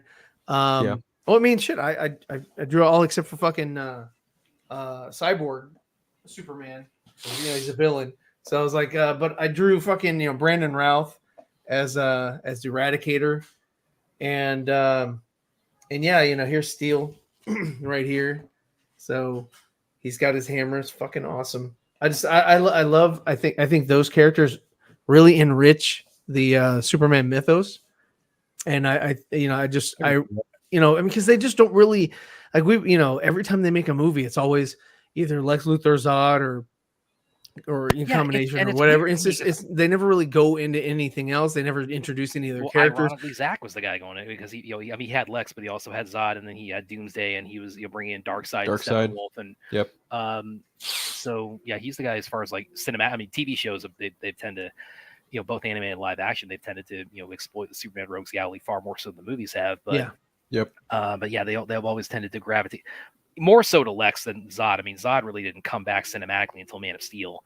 Right. But and it's because like everybody, I was theorizing, okay, this is it. I mean, it's like there's no way they're not putting Brainiac in this, and it seems like they don't have Brainiac in it, unless there's some kind of big surprise that hasn't been revealed, which is entirely possible. I wouldn't be shocked if they did, like Ryan mentioned earlier, if they did something like Bizarro, if they had David Corenswet doing double time as Superman and a version that is Bizarro Superman. I could see that absolutely being the case.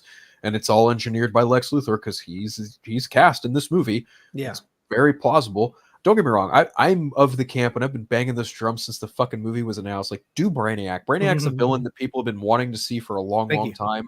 But honestly, I could, now that we're so close to production and there still hasn't been any kind of casting in that regard towards Brainiac as a character, given the way the movie could come, I can honestly see a version of this movie where fucking David Corenswet is doing double time, and he's not only Superman, but he could be a version of Bizarro.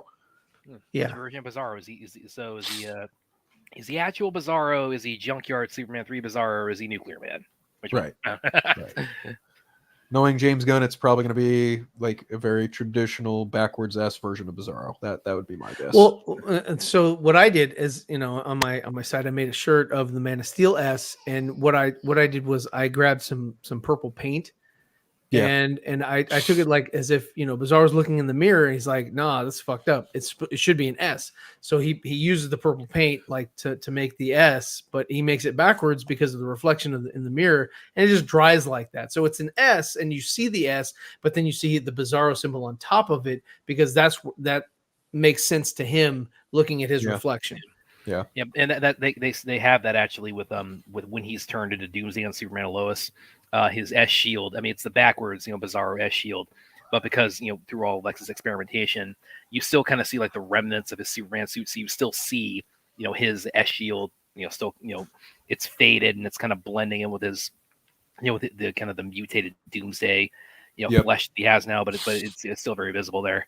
And actually, really quick, Ryan, I wanted to your shirt jogged my memory about this because I've been wanting to bring this up for a long time. Oh yeah, I love this. I'm so amazed that nobody has brought this up, and this it relates to Black Adam. But no, I can't believe this is an Easter egg that they put in there that's so blatant, and nobody seems to be. I can't think of any commentary or anybody like saying, "Oh, hey, did you catch that reference out of that?" But it's when Black Adam and Hawkman are having the fight scene in the apartment. And they're in the kids' room, and then the door slams shut, and then Black Adam's fist punches through the door, and the door has the S shield on it. So that is totally a Death of Superman reference. Oh, definitely. Oh, wow. They when they're doing these visual effects, they look at them frame by frame. So there's no two ways about it. That was definitely an Easter egg put in. Yeah. So that's awesome. Yeah, but it's the kind of thing where it's like you would think there would be articles everywhere about that. It's like, oh, did you catch that Death of Superman reference in Black Adam? But I don't remember seeing any come out. I think there was so much going on with Henry Cavill being, putting it out there that he, was tapped again as Superman, and then he got it yanked away by James Gunn. I think there was so much that people just just like shifted their focus and were just like, fuck this universe, fuck all that, fuck it, whatever. And I think that kind of got lost in the mix. But yeah, and I mean, it's an awesome find. Definitely. I mean, there's a lot of stuff that they put in the kids' room. Like I think there's Batman shit. Oh yeah, he's such a fanboy. He's got action figures, and everything. Yeah, and they did the same in Shazam with Freddy. Where Freddy has the the batarang or like the one bullet that bounced off the one time. Right. And let me show this. This is from Droga. Yeah, I saw right here. He actually showed this. There we go. A drawing he did with I guess that's Nicolas Cage. Nick Cage. Right it's there. Lawless Wonder Woman. And then John Lucy Lawless. And the Flash. Oh wow, that's pretty good, man. That's neat. And then it looks like Val Kilmer. No, I know it's supposed to be Keaton. It's like Keaton or Kilmer. Yeah. It's very Tim Burton Batman. So that's very good, man. Very good artwork right there. He shared this with us, and we brought this up, William and I, last night. Nice. Of William, if anybody who's hasn't heard him talk about it yet, he is not a fan of Nick Cage Superman, like conceptually at all. No, I thought when they were coming up with it, they were trying too hard to be different. I thought they were like, yeah, let's just go really weird, make the costume really, really reflective and shiny. And and then let's give him long hair and make him look kind of really, really weird. But also, I mean, that was like, comic book wise, like that was Superman's look at the time, was post. Right. At the time in the early 90s, he did have the mullet, but the issue is that for me was that and Nick Cage is no stranger to wearing hair pieces. True. But the rest of his hair just didn't match what you would see in the comics. Sure. He just had that receding hairline that just, I'm sorry, it just didn't look good. Like if you look at, I think what the second National Treasure, look at his hair piece there. I think that's the worst I've ever seen Nick Cage. I have to go back and watch that. That's the sequel. The first one, he looked fine. The second one, it was like, oh, damn. Look at the difference between the hair piece or the hairstyle between the two Ghost Rider movies. I mean, it's very noticeable. Yeah, that's true. That's true. First one's not so bad. Yeah, the first one I could actually see being a MCU Phase 1 movie. Yeah, like tonally, I think it very much fits the MCU Phase 1. Sure. Yeah. Oh yeah, definitely. The format that that they shot it in, as far as like just the structure of the movie of the story. Well, I think even that movie came like a year before Iron Man did. Yeah, it was very short. Like gap that to it was the last MCU. Yeah, well, I mean, we liked it. I bought it on Blu-ray, or not Blu-ray. I bought it on DVD at the time. I don't even consider it like a dirty guilty pleasure. I actually find it pretty enjoyable. I like the guy that played the what's his name? He's Mephistopheles. Yeah. That was Peter Fonda, wasn't it? Fonda. Yeah, Peter Fonda. Right, Jane Fonda's dad. Yeah. And I thought he did a great job in that role. Great. Yeah. And then wasn't Chris Elliott in there? As another Ghost Rider? Yeah. I thought he was. Sam Elliott. Sam Elliott. Sam Elliott. No, Sam Elliott. Yes. The Carters. Well, they retcon him as a Flaming Skull Ghost Rider, because I mean, originally he was the guy dressed up as the ghost and on the horseback, but yeah, it's like I think again it fits. It would fit tonally with MCU Phase 1, so it's like I don't think that's again like Phil said, that's not one I view as like any kind of guilty pleasure. The second one, that's a different story. I would. Oh God, I went to that one with something of vengeance, wasn't it? Oh, Spirit of Vengeance. Spirit of Vengeance. And by the way, it's like that for that one they had for Mephisto. They had Kieran Hines. Different actor, completely different actor. It was Kieran Hines. You're right. Kieran Hines. And well, they renamed him Rourke for some bizarre reason. Yeah. But so he's and the joke I tell is that as far as like Kieran Hines, his career in superhero movies, first Ghost Rider Spirit of Vengeance, then JL 2017, then Zack Snyder's Justice League. So it very much was a case of third time's the charm for him. Right. True. Very true. But yeah, Droga, he shared us with us just the Nick Cage one by itself, but the whole the whole ensemble of like 90s Tim Burton JL there. So good job there, Droga. Yeah, no, he definitely likes that. What is that, Young Justice style? Yeah. Which is a good. It's a good. I really do. Or not really Young Justice. It's more. I think it's more of just the old DCAU. It's more. I mean, he's in the fucking chat. Answer for us. Not old DCAU, new 52 DCAU. The movies like Son of Batman and Son of Batman, all Justice that, League War, which all was that a shit. great run. Great run. Apocalypse War is one of my favorites of all time. It's a good movie. It's not Henry Fonda. I think Bridget Fonda. God dang it! There's too many Fondas out there. I'm not fond of Fondas. Apocalypse War. That's kind of by default was my number one CBM of 2020. Actually, that's hilarious. Well, aside from that, it is genuinely awesome. I mean, it was kind of a because of reasons, it was a pretty dead year for CBM. Pretty slim pickings. Your options are Birds of Prey, Justice League, Apocalypse War, Wonder Woman 1984, New Mutants, Superman, Man of Tomorrow.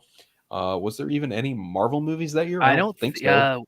Well, they were going to have Black Widow, right? And then that got bumped, and I think they might have had one more. They were going to have that, but yeah, I think Marvel, it was Black Widow and Eternals. I think were set for 2020. Yeah, the MCU just completely took off from 2020, and New Mutants was. I mean, that had been shifted around God knows how many times at that point. So it needed reshoots. They went through like one studio owning it to another. I would have loved to have seen the original.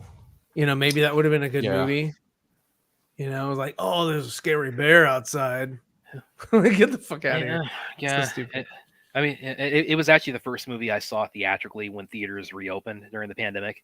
Yeah. My mindset was very much, I was sounding like Tony Stark when he's rescued from captivity. I was saying, it's like, listen, I have been cooped up in here for 5 months. I am getting out of here on a Friday night. I didn't even care that I ended up being I just thought the movie itself was basically just okay. It's like, no, I am getting back out into the world after 5 months of being just cooped up. If I have to wear a mask, I'll wear a mask. I did. So. Yeah. And that was when they had the duct tape blocking off every other row too. I don't think I saw that. The first movie I saw back in theaters wasn't even in 2020. It was 2021, and I saw Mortal Kombat. Oh wow. Okay. Yeah, that was a pretty big gap. It was almost Godzilla versus Kong. It was almost that. It was almost that, but I ended up getting sick, so I had to wait a couple weeks. Fucking quarantine myself, all that shit.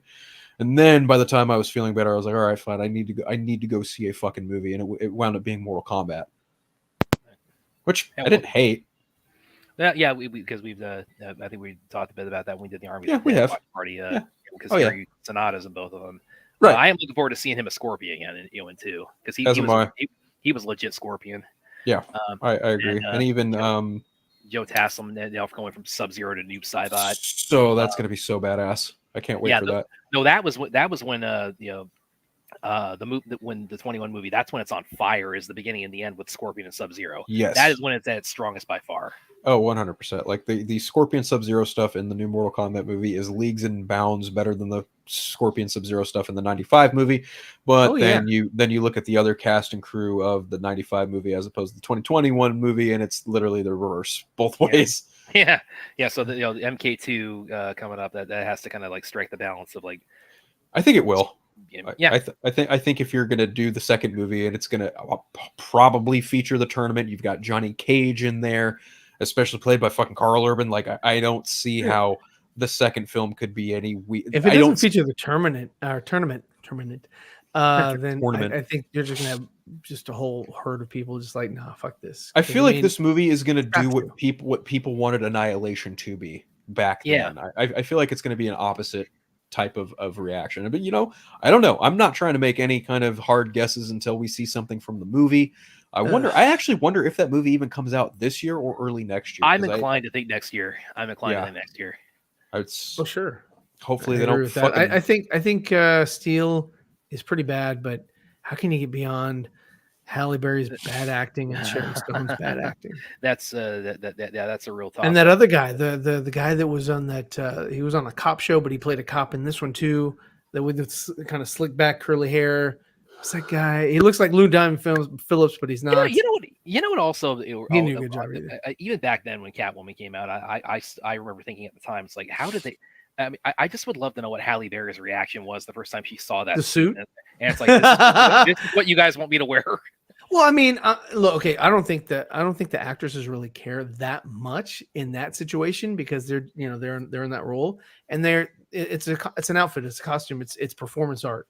So I think I don't think you spend a whole lot of time kind of contemplating or thinking that, but I mean, it was a complete 180 from the way she looked in X-Men, where she's just in this black leather outfit, which is kind of like boring as shit. Yeah, but it doesn't look like something out of like a BDSM like porn movie. True. Yeah, well, I mean, hey, a lot of Hollywood's kinky. So in the event that Halle Berry comes back for Deadpool 3, who wants to make the bet that she's going to be in the White Storm outfit from X-Men the 90s show? I wouldn't be surprised, and Wouldn't I be shocked at all. And would she wear the head thing? Oh fuck yeah! Yeah, if she does, then I'm sold. And look at again headdress. Some of the photos she's posted on social media recently, where she's got very Storm-esque white hair lately. Oh yeah. So yeah. I am definitely I think it's far more likely than not that she's in Deadpool 3. And considering that Kelsey Grammer came back for like what, a 2-minute scene in the Marvels, and he looks just like Beast from the animated series. Yeah, if Halle Berry's in Deadpool 3, I bet you donuts to fucking dollars she looks like Storm from the animated series. Yeah, I'd agree. And I actually just saw today that the new X-Men 97 animated series is actually slated to release in spring of this year. I'm like, oh, they for sure want to capitalize on that Deadpool synergy. They want that. They want it so bad. It doesn't shock me at all. Yeah, so like what I don't know what other cameos. I mean, obviously the big one. It's not a cameo. It's co-lead role of Hugh Jackman's Wolverine. Right. But like what other? Yeah, Taylor Swift is probably in that movie. Yeah, I remember that being a big story. Yeah, she's probably going to be in that movie. I don't know. I don't know if I should say it out loud, but there are 2 other mutants from the Brotherhood that are for sure going to be in that movie. Well, yeah. Well, from set photos. Yeah, I think probably people can put 2 and 2 together about who those are. So, and I'm happy it's one version over the other. To be brutally honest, I'm actually quite happy it's that version as opposed to the X-Men Origins Wolverine version. Yeah, these timelines are so confusing. Yes, they are. Yes, they are. Let's. You know what? Now that you mention that, I'm even kind of curious. Like, will it be Patrick Stewart or will it be James McAvoy? And I'm kind of actually leaning towards Patrick Stewart. Well, he's already shown up in the just a Multiverse of Madness. Yeah, and got killed for the 3rd time as Xavier. If he's back, does that mean Ian McKellen might show up too? Yeah, wow. That's the question. Oh right? man, I think McKellen is not as sought after as Fassbender. That's a good point. But like everybody loves Patrick Stewart. Like people like that's a good question. Like which would be? I think Patrick Stewart is the number 1 Professor X, and I think Fassbender is the number 1 Magneto. Yeah, I think Fassbender's Magneto is really one that a lot of people really latched onto when it came to those newer X-Men movies, because he was just too fucking good in all 4 of those movies. Definitely. The best moment is when he tracks down the Nazis in that bar in Argentina. Oh yeah, 100%. Yeah. I'm Frankenstein's monster and I'm looking for my creator. Oh, that is like that's probably my favorite Magneto scene of all time. As much as I despise X-Men Apocalypse, when he actually kills all those other people for taking out his family with the wooden arrows, I actually kind of dug that scene. But his scenes in Dark Phoenix aren't half bad either, where he's like talking to Jean Grey and she's that was trying the to best part of Dark find Phoenix Sanctuary. For me. Was just fascinating. In Dark Phoenix, I mean, as everybody points out, it's like it takes place 30 years after First Class. Nobody's aged a day. Yeah. So yeah, that's true. But going back to potential cameos, and this is another one. I did an article about this a while back, and it suggested is that if they really wanted to like be like Deadpool meta and have a lot of fun with this, who they could since they've got Ryan Reynolds and Hugh Jackman both in this, who they could really, this would be so funny if they brought Scott Adkins into it. Oh, that'd be hilarious. Yeah, if they brought, because remember he was one half of Weapon 11 in Origins. So if they pulled that off, that'd be quite a coup. That'd be because they could have so much. They could have so much fun. I mean, they already have tons of fun, like poking fun at his mouth being stitched shut and the swords coming out of his fists, and Way going back in time saying, "Yeah, I'm gonna blow his brains out and just forget about that guy." But if whatever humor they could still mine from that, it's like that probably would be like the best way they could do is they brought Scott Adkins back and even just a quick little cameo, even if they had him in the suit from John Wick 4. It was like, oh yeah, by the way, this guy was like he was flipping around doing being like my stunt guy, my fighting double for against Wolverine and Sabretooth. Oh, and that's another one. It's like, will this feature Sabretooth at all? I'm gonna shut up. I'm gonna shut my mouth right now. Well, I wasn't asking directly. I was like positing the question. Yeah. And that's it'd be nice. I'll say that. If it does, like, is it Tyler Mane or is it Lee Schreiber? I would lean more towards Tyler Mane.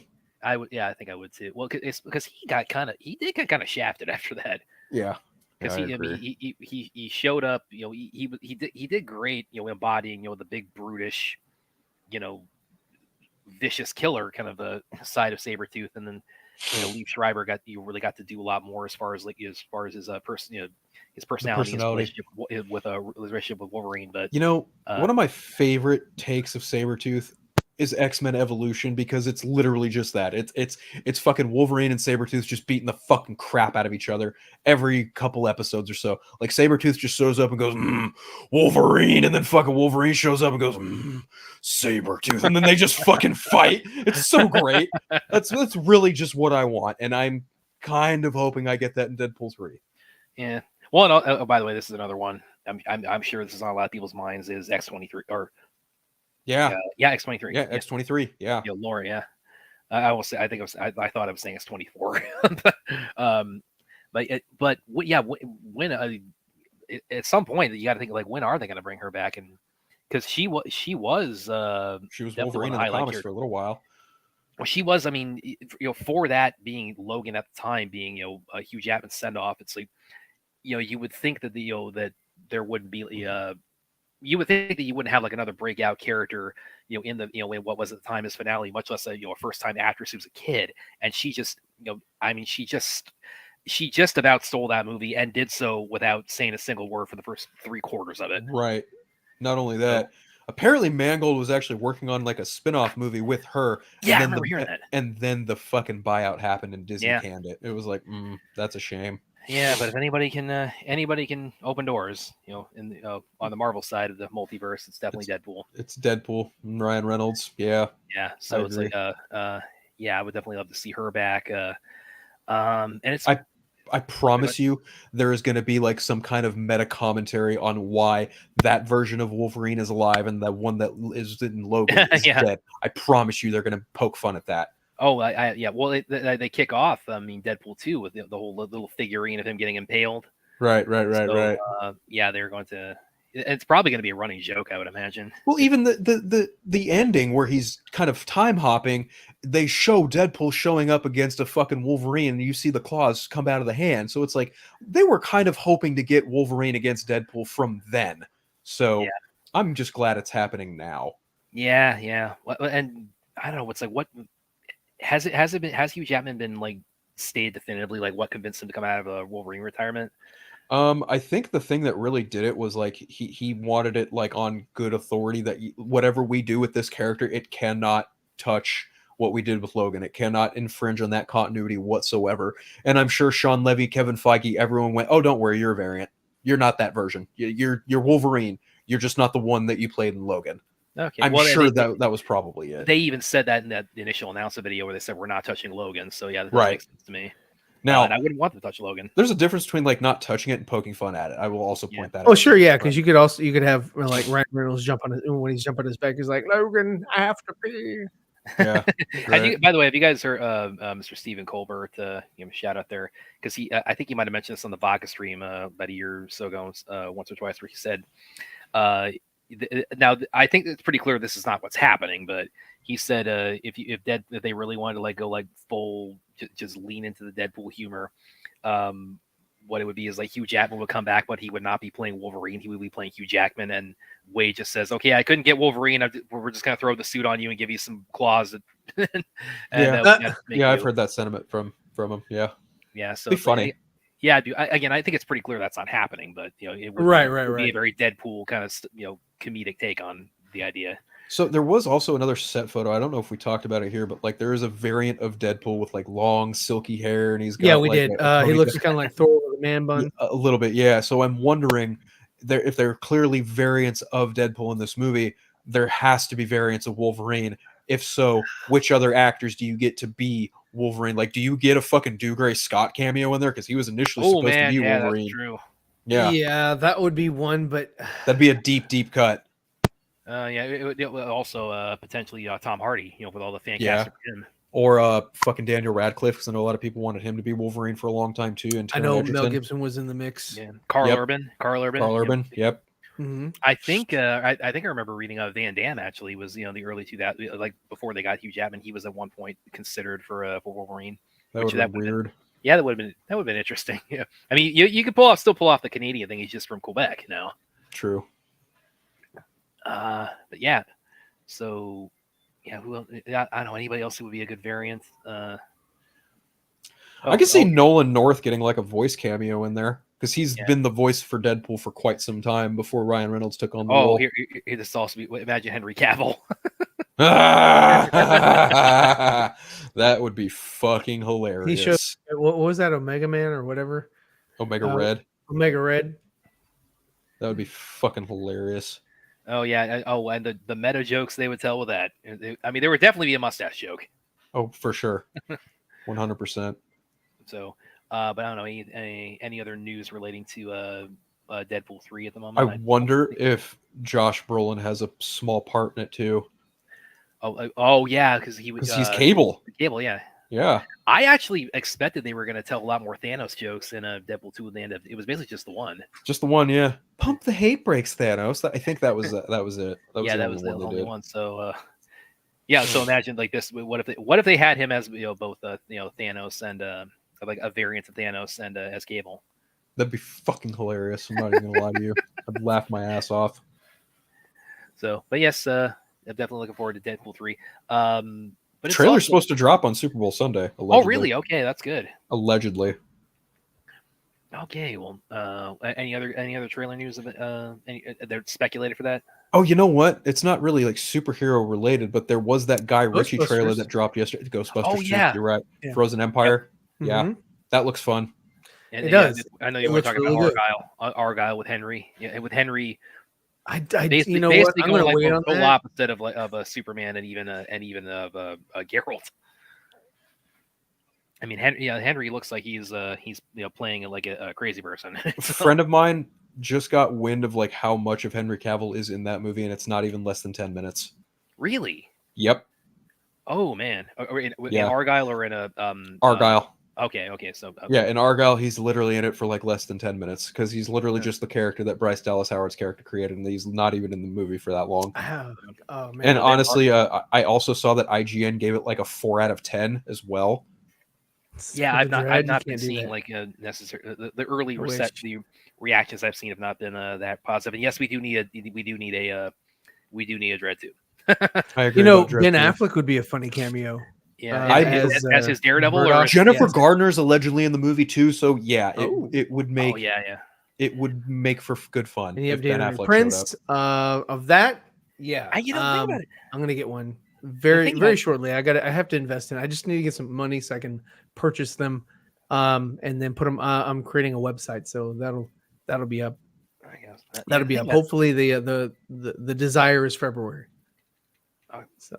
February is tomorrow. Yeah, true. Okay, at the end of February. Okay, March. I'm pushing it back to March. There you go.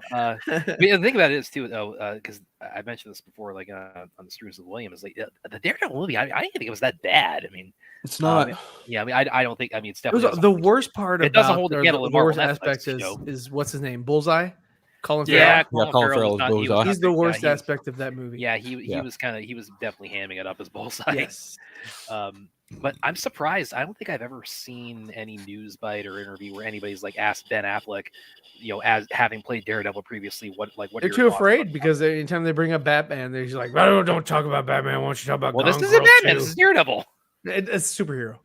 Yeah, I don't think Ben Affleck's really too keen on talking about his superhero roles unless it's I think he just wants to talk about Triple Frontier. Unless he approves it beforehand, because obviously, you know, when it comes to doing interviews like stuff and like that, some actors like they will or will not approve whatever they want to talk about. Well, even when you were there at that thing, right?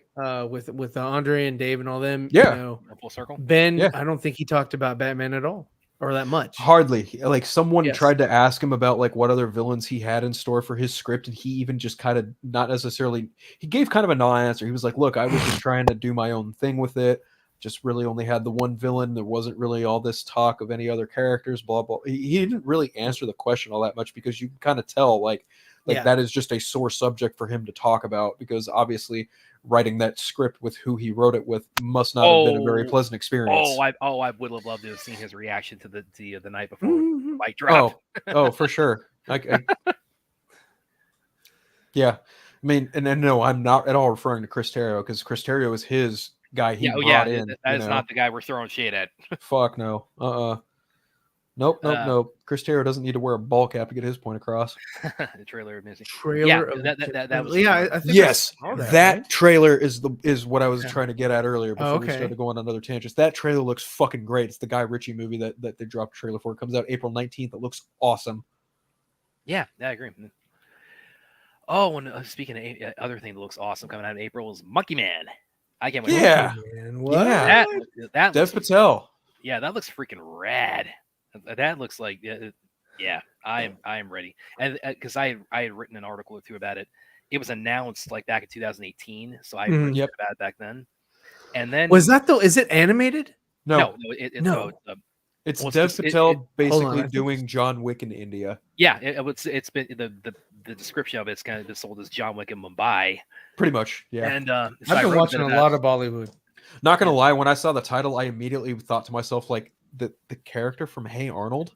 Because there is a character in Hey Arnold named Monkey Man, and I was like, huh.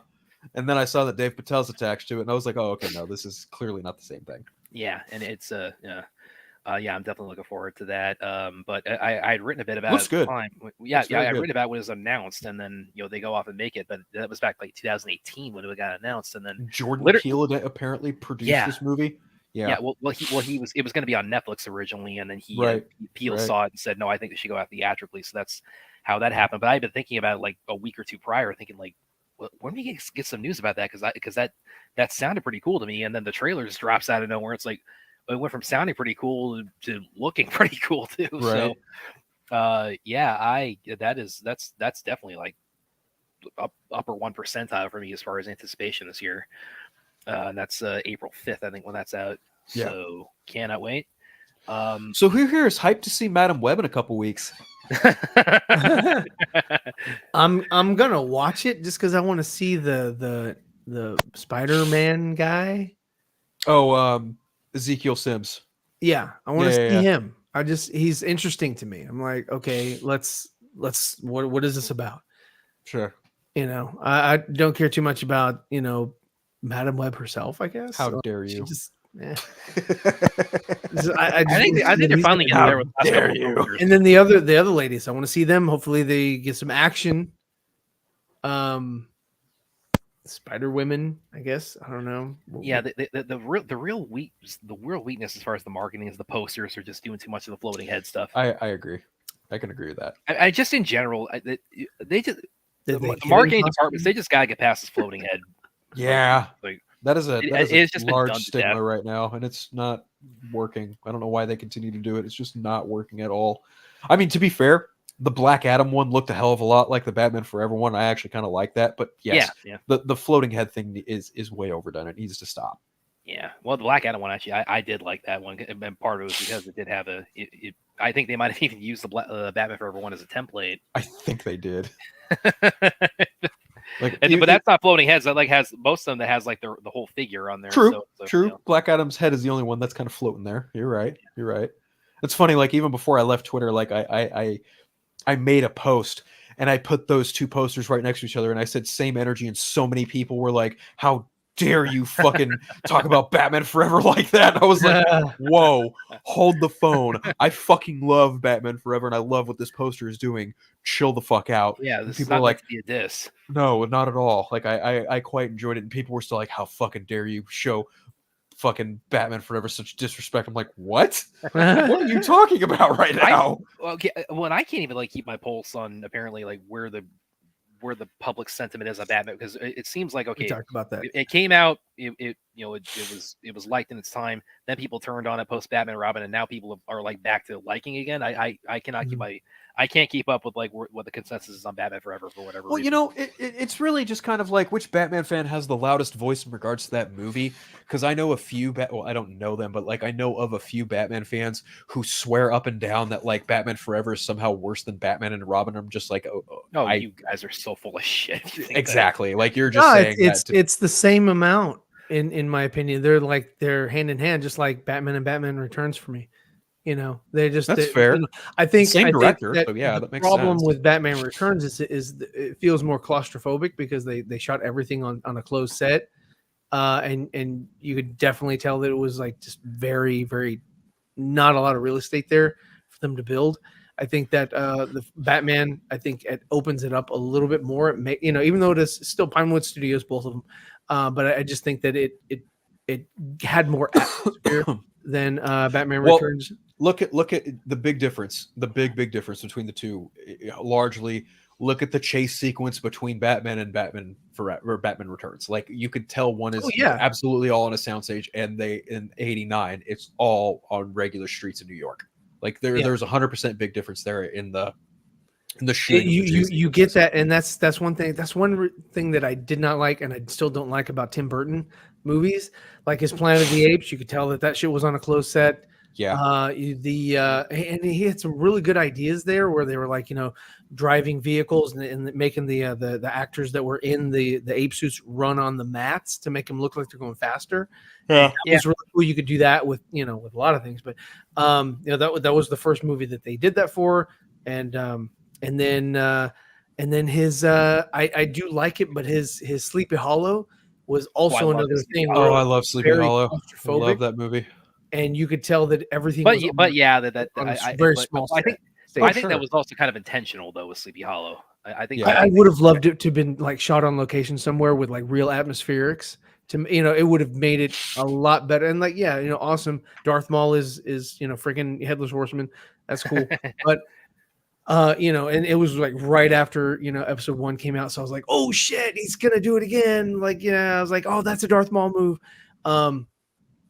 But I really thought that. Oh yeah, that is Ray Park, isn't it? Mm-hmm. Yeah. Ray Park headless walking. Oh, and Christopher Walken was the head, right. Or the body, I guess. And he was weird. And like I loved Ray Park. I did not like Christopher Walken in that. Well, because all he does is shows up and growls. He's like, yeah. I was like, oh. And then the little girl chops off his head, which is totally believable. Yeah, that's kind of wild, isn't it? Girl, like really, like damn, that shit was a twig. Like, what was holding it up? Well, no, I love the fact that she like he tells him he says he whispers, "Hey, be quiet for me," and she literally just, it's like a fuck you to him. She lifts the twig up and snaps it. She's like saying, "Oh yeah, just eat my shorts, bitch." She's like, fuck you. That was a good moment. But the tree was so fake. Yeah, I'm not going to disagree with you there. The tree was fake. Looked good, but it was still fake. I loved everything about like the township, all the people. Okay. I loved how you know what Tim Burton movie honestly looks a hell of a lot like Super Soundstage. Huh? You know what Tim Burton movie absolutely has that Super Soundstage feel? Alice in Wonderland. Yeah. Definitely. Well, that and also his Charlie and the Chocolate Factory. Yes. Very close. 1,000 times, yes. I haven't seen Wonka, but I want to see it. I do too. And I'm a huge fan of Gene Wilder. His performance, that was, he's Willy Wonka to me. So that film's a classic. There's no getting around. But I just didn't like Tim Burton's take on the Willy Wonka world. I thought Johnny Depp was just a weirdo. I thought that the whole little movie was Indian guy that was the Oompa Loompa was it was too much to just clone him or just film him in various, it just, I guess, positions to make it look like, he was multiple. I don't know. There was nothing in that movie that for me that was redeemable that I could say, you know what, I'll give that show a watch again. I can't. Music is terrible. Yes. Christopher Lee is completely wasted in that movie. Mm-hmm. The origin of Willy Wonka having his dad be a dentist was stupid. There's really no other way to say it. It was dumb. It was a dumb idea and it should have never been done. So that one and he made one that was really in that same wheelhouse where I didn't like it either. It was oh god, it was that one with where it was a butcher or something, and it was a musical. Sweeney Todd. Sweeney Todd. I wasn't a fan of that one. Yeah, that one's a tough one. I like Tim Burton. I like Beetlejuice. I like The Black Cauldron. I like Batman Returns. I did not like a lot of the things that he did since, and it was just like, okay, so movie I'm really not all that big on. Real Big Fish. Yeah, with Ewan McGregor. Well, see, my thing with the Burton is that because I have like 80s up till 2000, that's when he's kind of was sort of his when he was Frankenweenie is fucking genius. Yeah, that's almost Frankenweenie. He had that shit forever because he tried to pitch that shit to Disney long before. Right. And that was before The Black Cauldron. Yep. Yeah, that was kind of his golden age, and then from 2000 to about when he started Wednesday, that's when he really kind of fell off for me. I liked his Addams Family. He didn't do Addams Family. He did. No, that wasn't him. No, that wasn't Tim Burton. That was the Men in Black dude. That was Barry Sonnenfeld. No, Sonnenfeld. Shit. Okay, well, fuck. Well, then never mind. That's why he's doing Wednesday because that's exactly Addams Family. Yeah, exactly. Oh, wow. And all this time I thought it was Tim Burton. They feel a lot like Burton movies. They do. You're right, but they're not. Do. Holy shit. Yeah. Just the casting. It's kind of like aesthetic. Everything just told me, okay, that's Tim Burton. Well, exactly. It's the Addams Family is the kind of thing where you would look at that in the abstract and think, well, if anybody's going to tackle this, is going to be Burton. And he was the one person who didn't back then, which was really ironic. Yeah. So, but he's finally gotten into the Addams Family verse with Wednesday. You look at Beetlejuice and you're like, oh yeah, he could totally do it. He could do the Addams Family, and he didn't. And it's just like, well, all right. But now he's doing Wednesday, and it's like, this is long overdue. Long overdue. I guess we could say the same for Beetlejuice too. Yeah. That's very true. Very, very true. And that's now in September, I think. And you know what? I bet you anything it's going to have the same Burton soundstage feel to it because that was shot entirely all on a soundstage. Well, it all takes place in one house too. So very true. This is very true. That's kind of kind of the point, but also but it was showing like he could do a lot with a little bit. At the this time. Is true. That was a very that was his last thing before Batman. And I bet you anything that budget doesn't exceed $200 million. Oh, I don't think it even comes close to that. Ain't no fucking way it does. If it does, I'd be shocked. I would look at Beetlejuice 2 budget? Oh man. I don't even know if they have a budget set for that yet, but it's coming out. Matter of fact, I just remembered that movie's supposed to come out in September. September 6th. Yeah, it doesn't say the budget here, but yeah, there is no way that's touching $200 million. Ain't no fucking way, dude. And you have to figure like anyone who's in the first one coming back for this one, they either did it for a small paycheck or they did it because they liked Tim. That's really the only reason they did it. Even though all those actors are like bigger than they were back then, I don't doubt one bit they were like, "Oh yeah, we'll come back for Beetlejuice 2. No fucking problem, Tim. We got you." Well, like the ones they got they come back were Michael Keaton, Winona Ryder, Catherine O'Hara, and I think that's it. I thought there was one other that was. Are they not bringing back Gina Davis and the other guy? It doesn't. Baldwin. It doesn't say her, and Baldwin's got other things he needs to deal with right now. That is very true. That you're right. And then Jeffrey Jones also has. He has other things to deal with. Yes. Yeah. So it's just those three.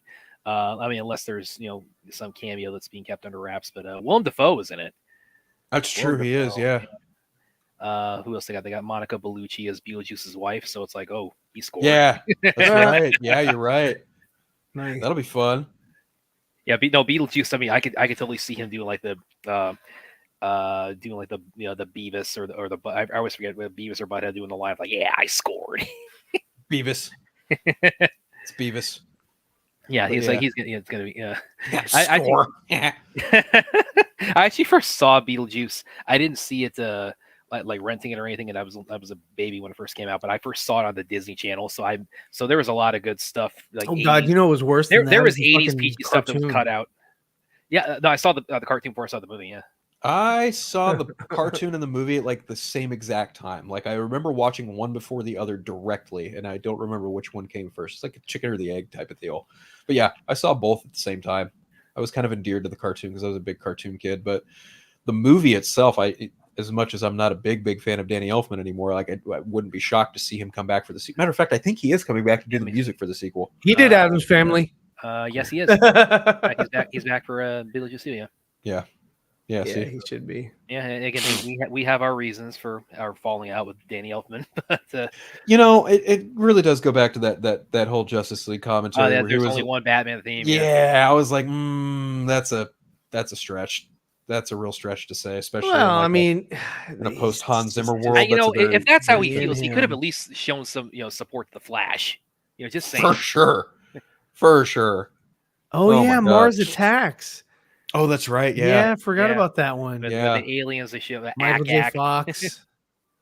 Oh, that Jack Nicholson was in that bitch.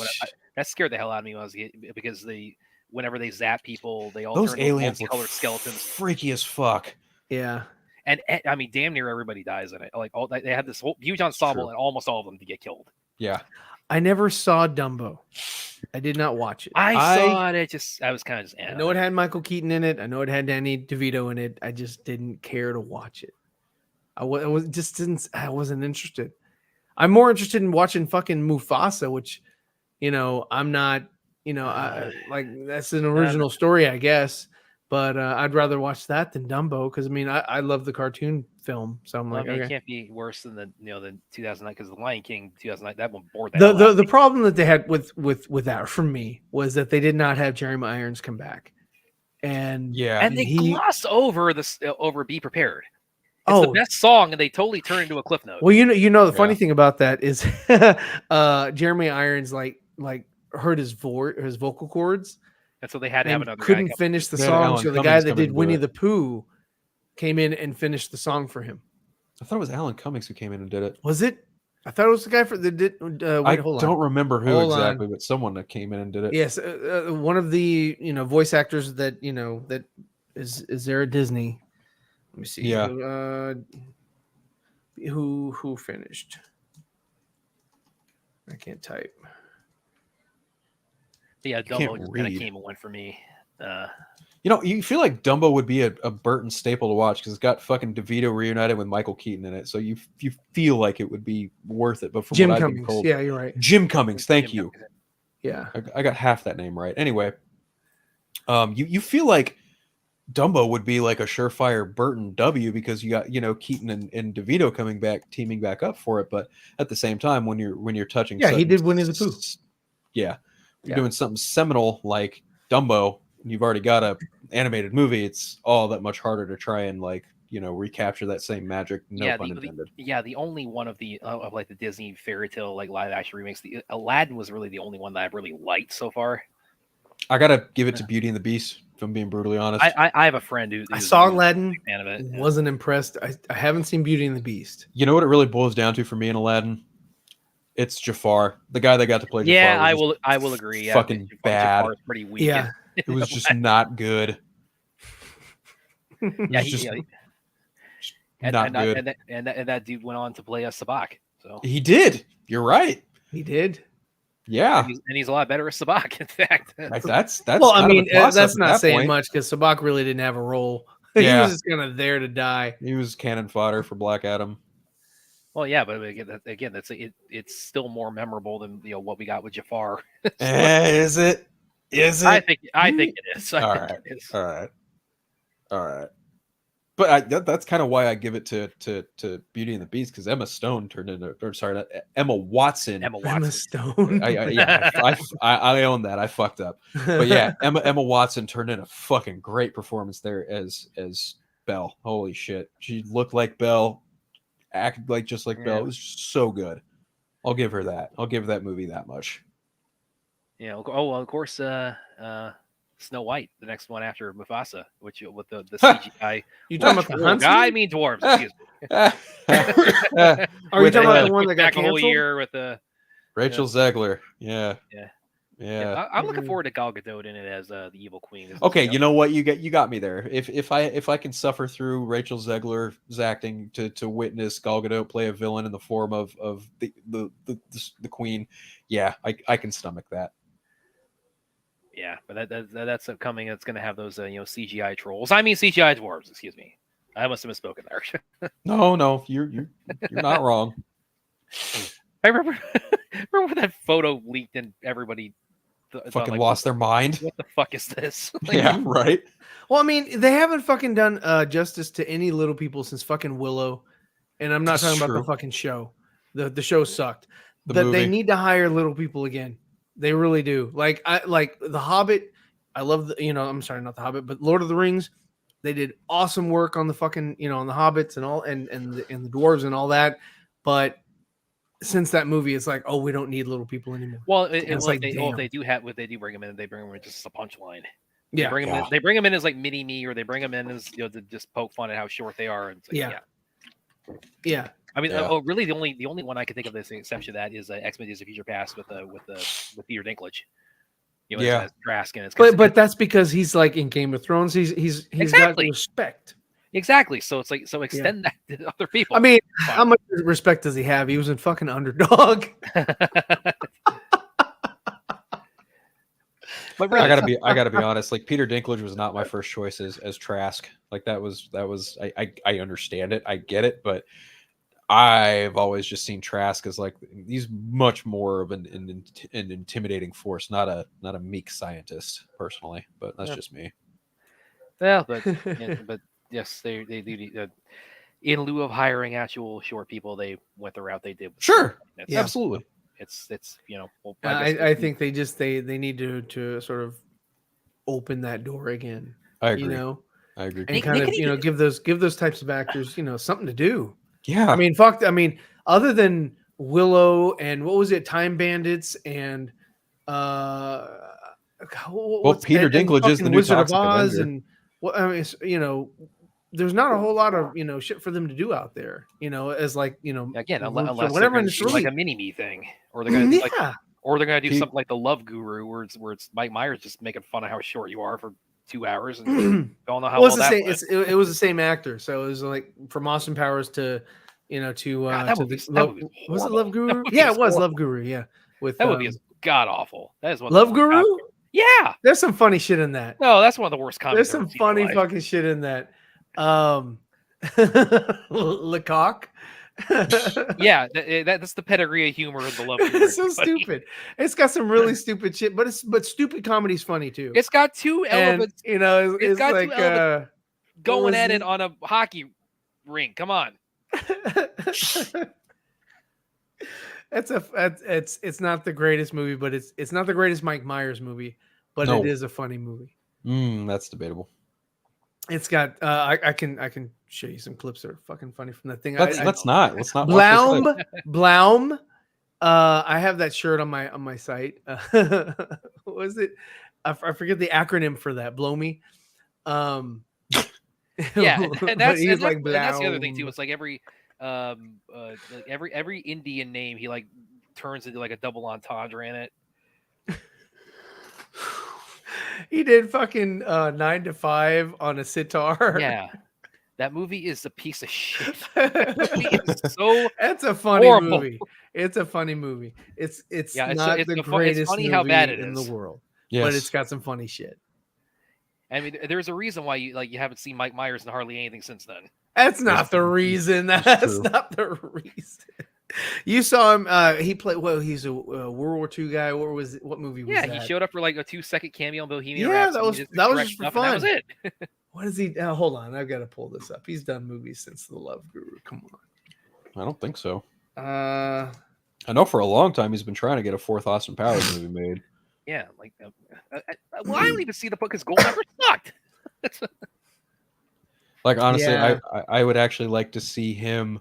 I would like to see like them kind of play on the third film a little bit, but have like it be almost like Force Awakens a little bit, where it's about his kid trying to find his dad, and you don't see Austin Powers until like the last 10 or 15 minutes of the fucking movie. Like, kind of have it be like Austin Powers 3, Austin but Powers Jr. and this would be like a spoof of like James Bond Jr. Pretty much, yeah. No, actually, I could almost see that working. Like, if you're going to like, what's the next Bond thing you could satire? The animated series James Bond Jr. I could see them going for that. That could actually work. Yeah. Goldmember, because that's what Austin Powers is. He's a massive spoof of Bond. So, yeah, Goldmember was, yeah. It was, his worst one by far, even worse than Love Guru, is Cat in the Hat. Oh, Cat in the Hat, I'll agree. That was bad. Cat in the Hat is like a dumpster fire on top of another dumpster fire. That was just not good. Charles Seuss rolled in his grave multiple times after that film released. Oh God. Yeah, that one gave me nightmares. His biggest ones since then, and it's not because of that movie, but it was Bohemian Rhapsody and Glorious Bastards. It's like Glorious Bastards, Shrek Forever After, some documentary stuff, Bohemian Rhapsody cameo. Yeah. So. Yeah, I could see him maybe doing either another Wayne's World or even like a fourth Austin Powers film if warranted, but time will tell. Yeah. Love Guru 2 was not warranted. No, not at all. Let's just not. That's a guilty pleasure. For you. Yes. Yes, it's funny. It's got some funny moments. Well, I don't know. I think have we is there any other news we haven't touched upon? Oh yeah, no, we've actually accidentally gone beyond the 2-hour mark. We usually try to keep this in 2 hours, but they do not need to remake Garbage Pail Kids. No, no, they don't. They don't. Not they even the cards. Really don't. No. Mike Myers. Those cards died in the trash a long time ago for good reason. I don't know. But anyway, guys, I think that's it for us for the show today. Check us out on all forms of social media. Go check out Dawson on his various platforms. I'll actually pull that up. I'm so sorry. I didn't have that ready. Where is it? It's at the top. Okay, here it goes. Did I say the part out loud? So check out Dawson on Twitter and Insta and TikTok. Check out me on Insta at Zeeverfett and also TikTok. Andre, Nickatina Show. He also has he does some game channel, something like that. But Phil is doing the Eternal Night, which is a podcast, right? Correct. That is correct. And he does that often. And check that out. And if you like superhero merch, check out my my store over at TeePublic and get yourself some superhero merch. Also check out the comic book that I'm drawing currently, and let me know what you think of it. I appreciate any and all comments. It only makes my art hopefully better if you comment on it. But and Brad, where can they find you, sir? You guys can find. Excuse me. You guys can find me on Twitter. He wasn't ready. You guys can find me on Twitter and Vero. You can find me somewhat on Facebook. Of course, my writing, all that good stuff. You can plenty of that out there. I share that pretty frequently. You guys can check all that out. And of course, you can find me on the Sci-Fi Center with Mr. William Powell, breaking down all this stuff. And that usually on Friday nights, we're actually also we crossover with a Nickatina, so you can check us out with that too. And you can check me out here for time with 4Nerds. All right. Well, thanks everybody who has joined us and added to the chat. We appreciate your comments, and everybody who's catching us not live. Go ahead and like and share the video, and leave us a comment. We would love to interact with you guys too. So y'all have a great evening, and we'll see you next time on the 4Nerds. There you guys.